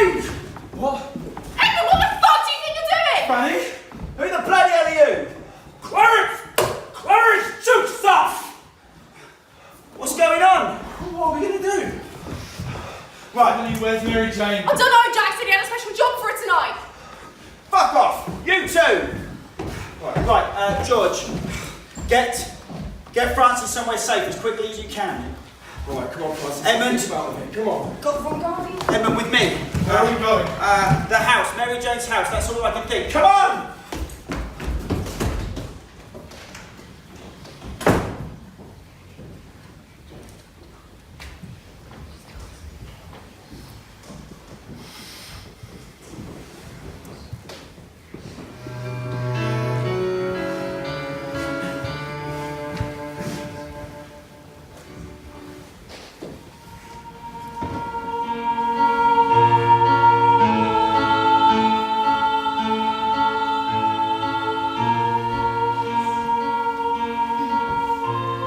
Come in, make yourself a drink. No, please!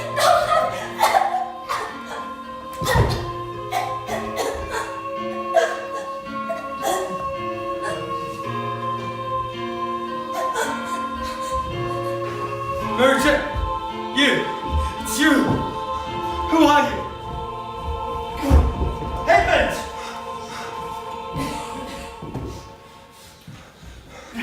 Fred!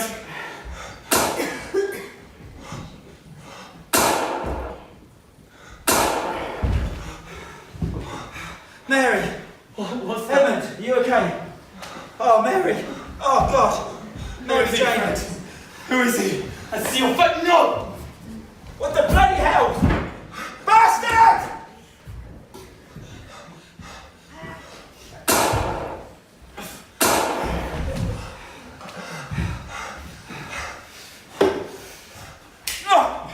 What the? Help him!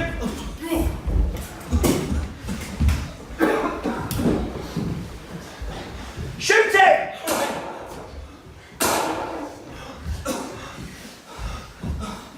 Edmund! Mary! Oh, God! Fred, what was that? Mary! Inspector Abeline, Inspector Reed! Where's Sergeant Godley? He's on his way, sir. What happened here? Never mind. Go and get Godley. Go and get him now, both of you! Oh, Fred, what the hell was that? we never speak about this. Not a word to anyone. Never. Understand? Yes, sir. Let's go and wait for Sergeant Godley.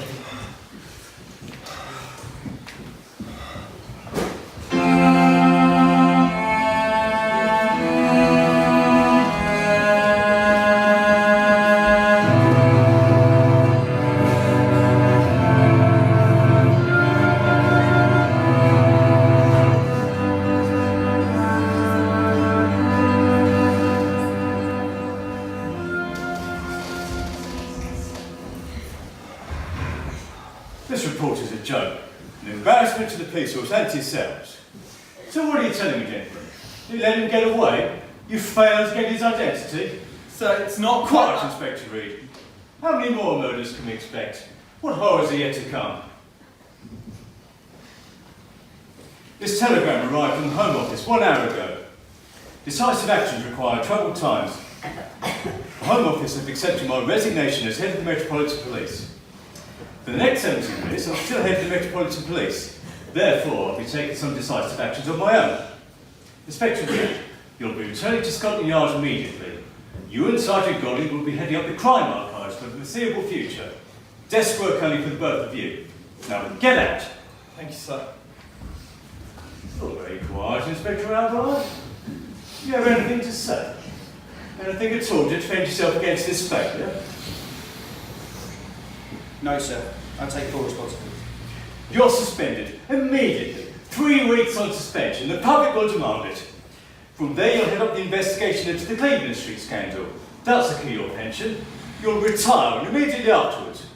Is that understood, Inspector Alberline? Sir. You're excused. Thank you, sir.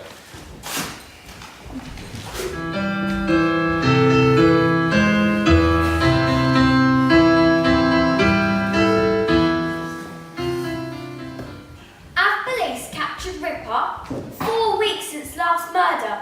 Has Ripper been captured?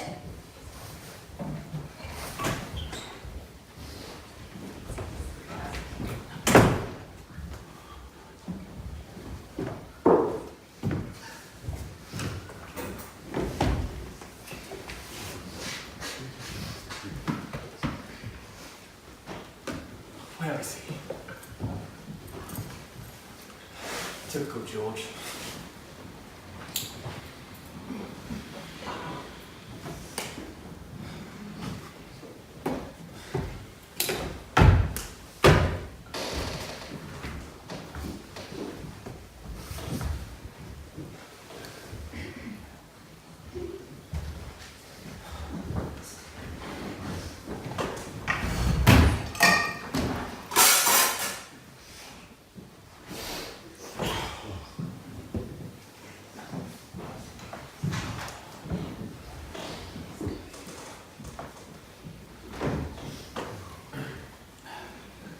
Where the bloody hell do you think you're going?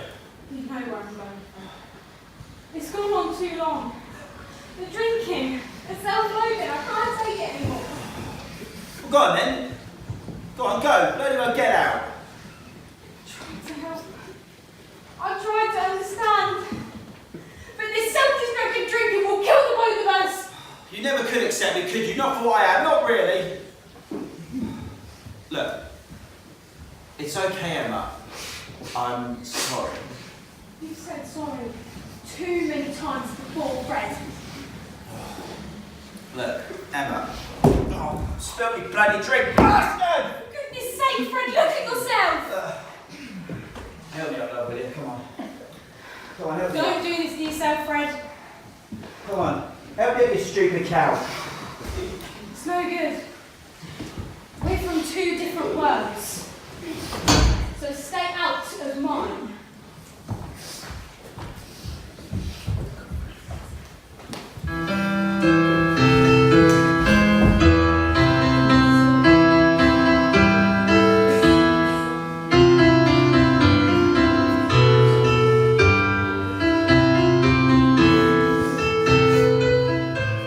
Get your copy at the start. Is Jack the Ripper dead?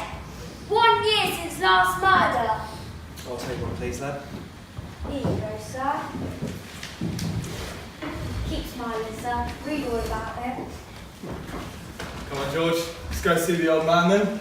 We'll pay for my helping.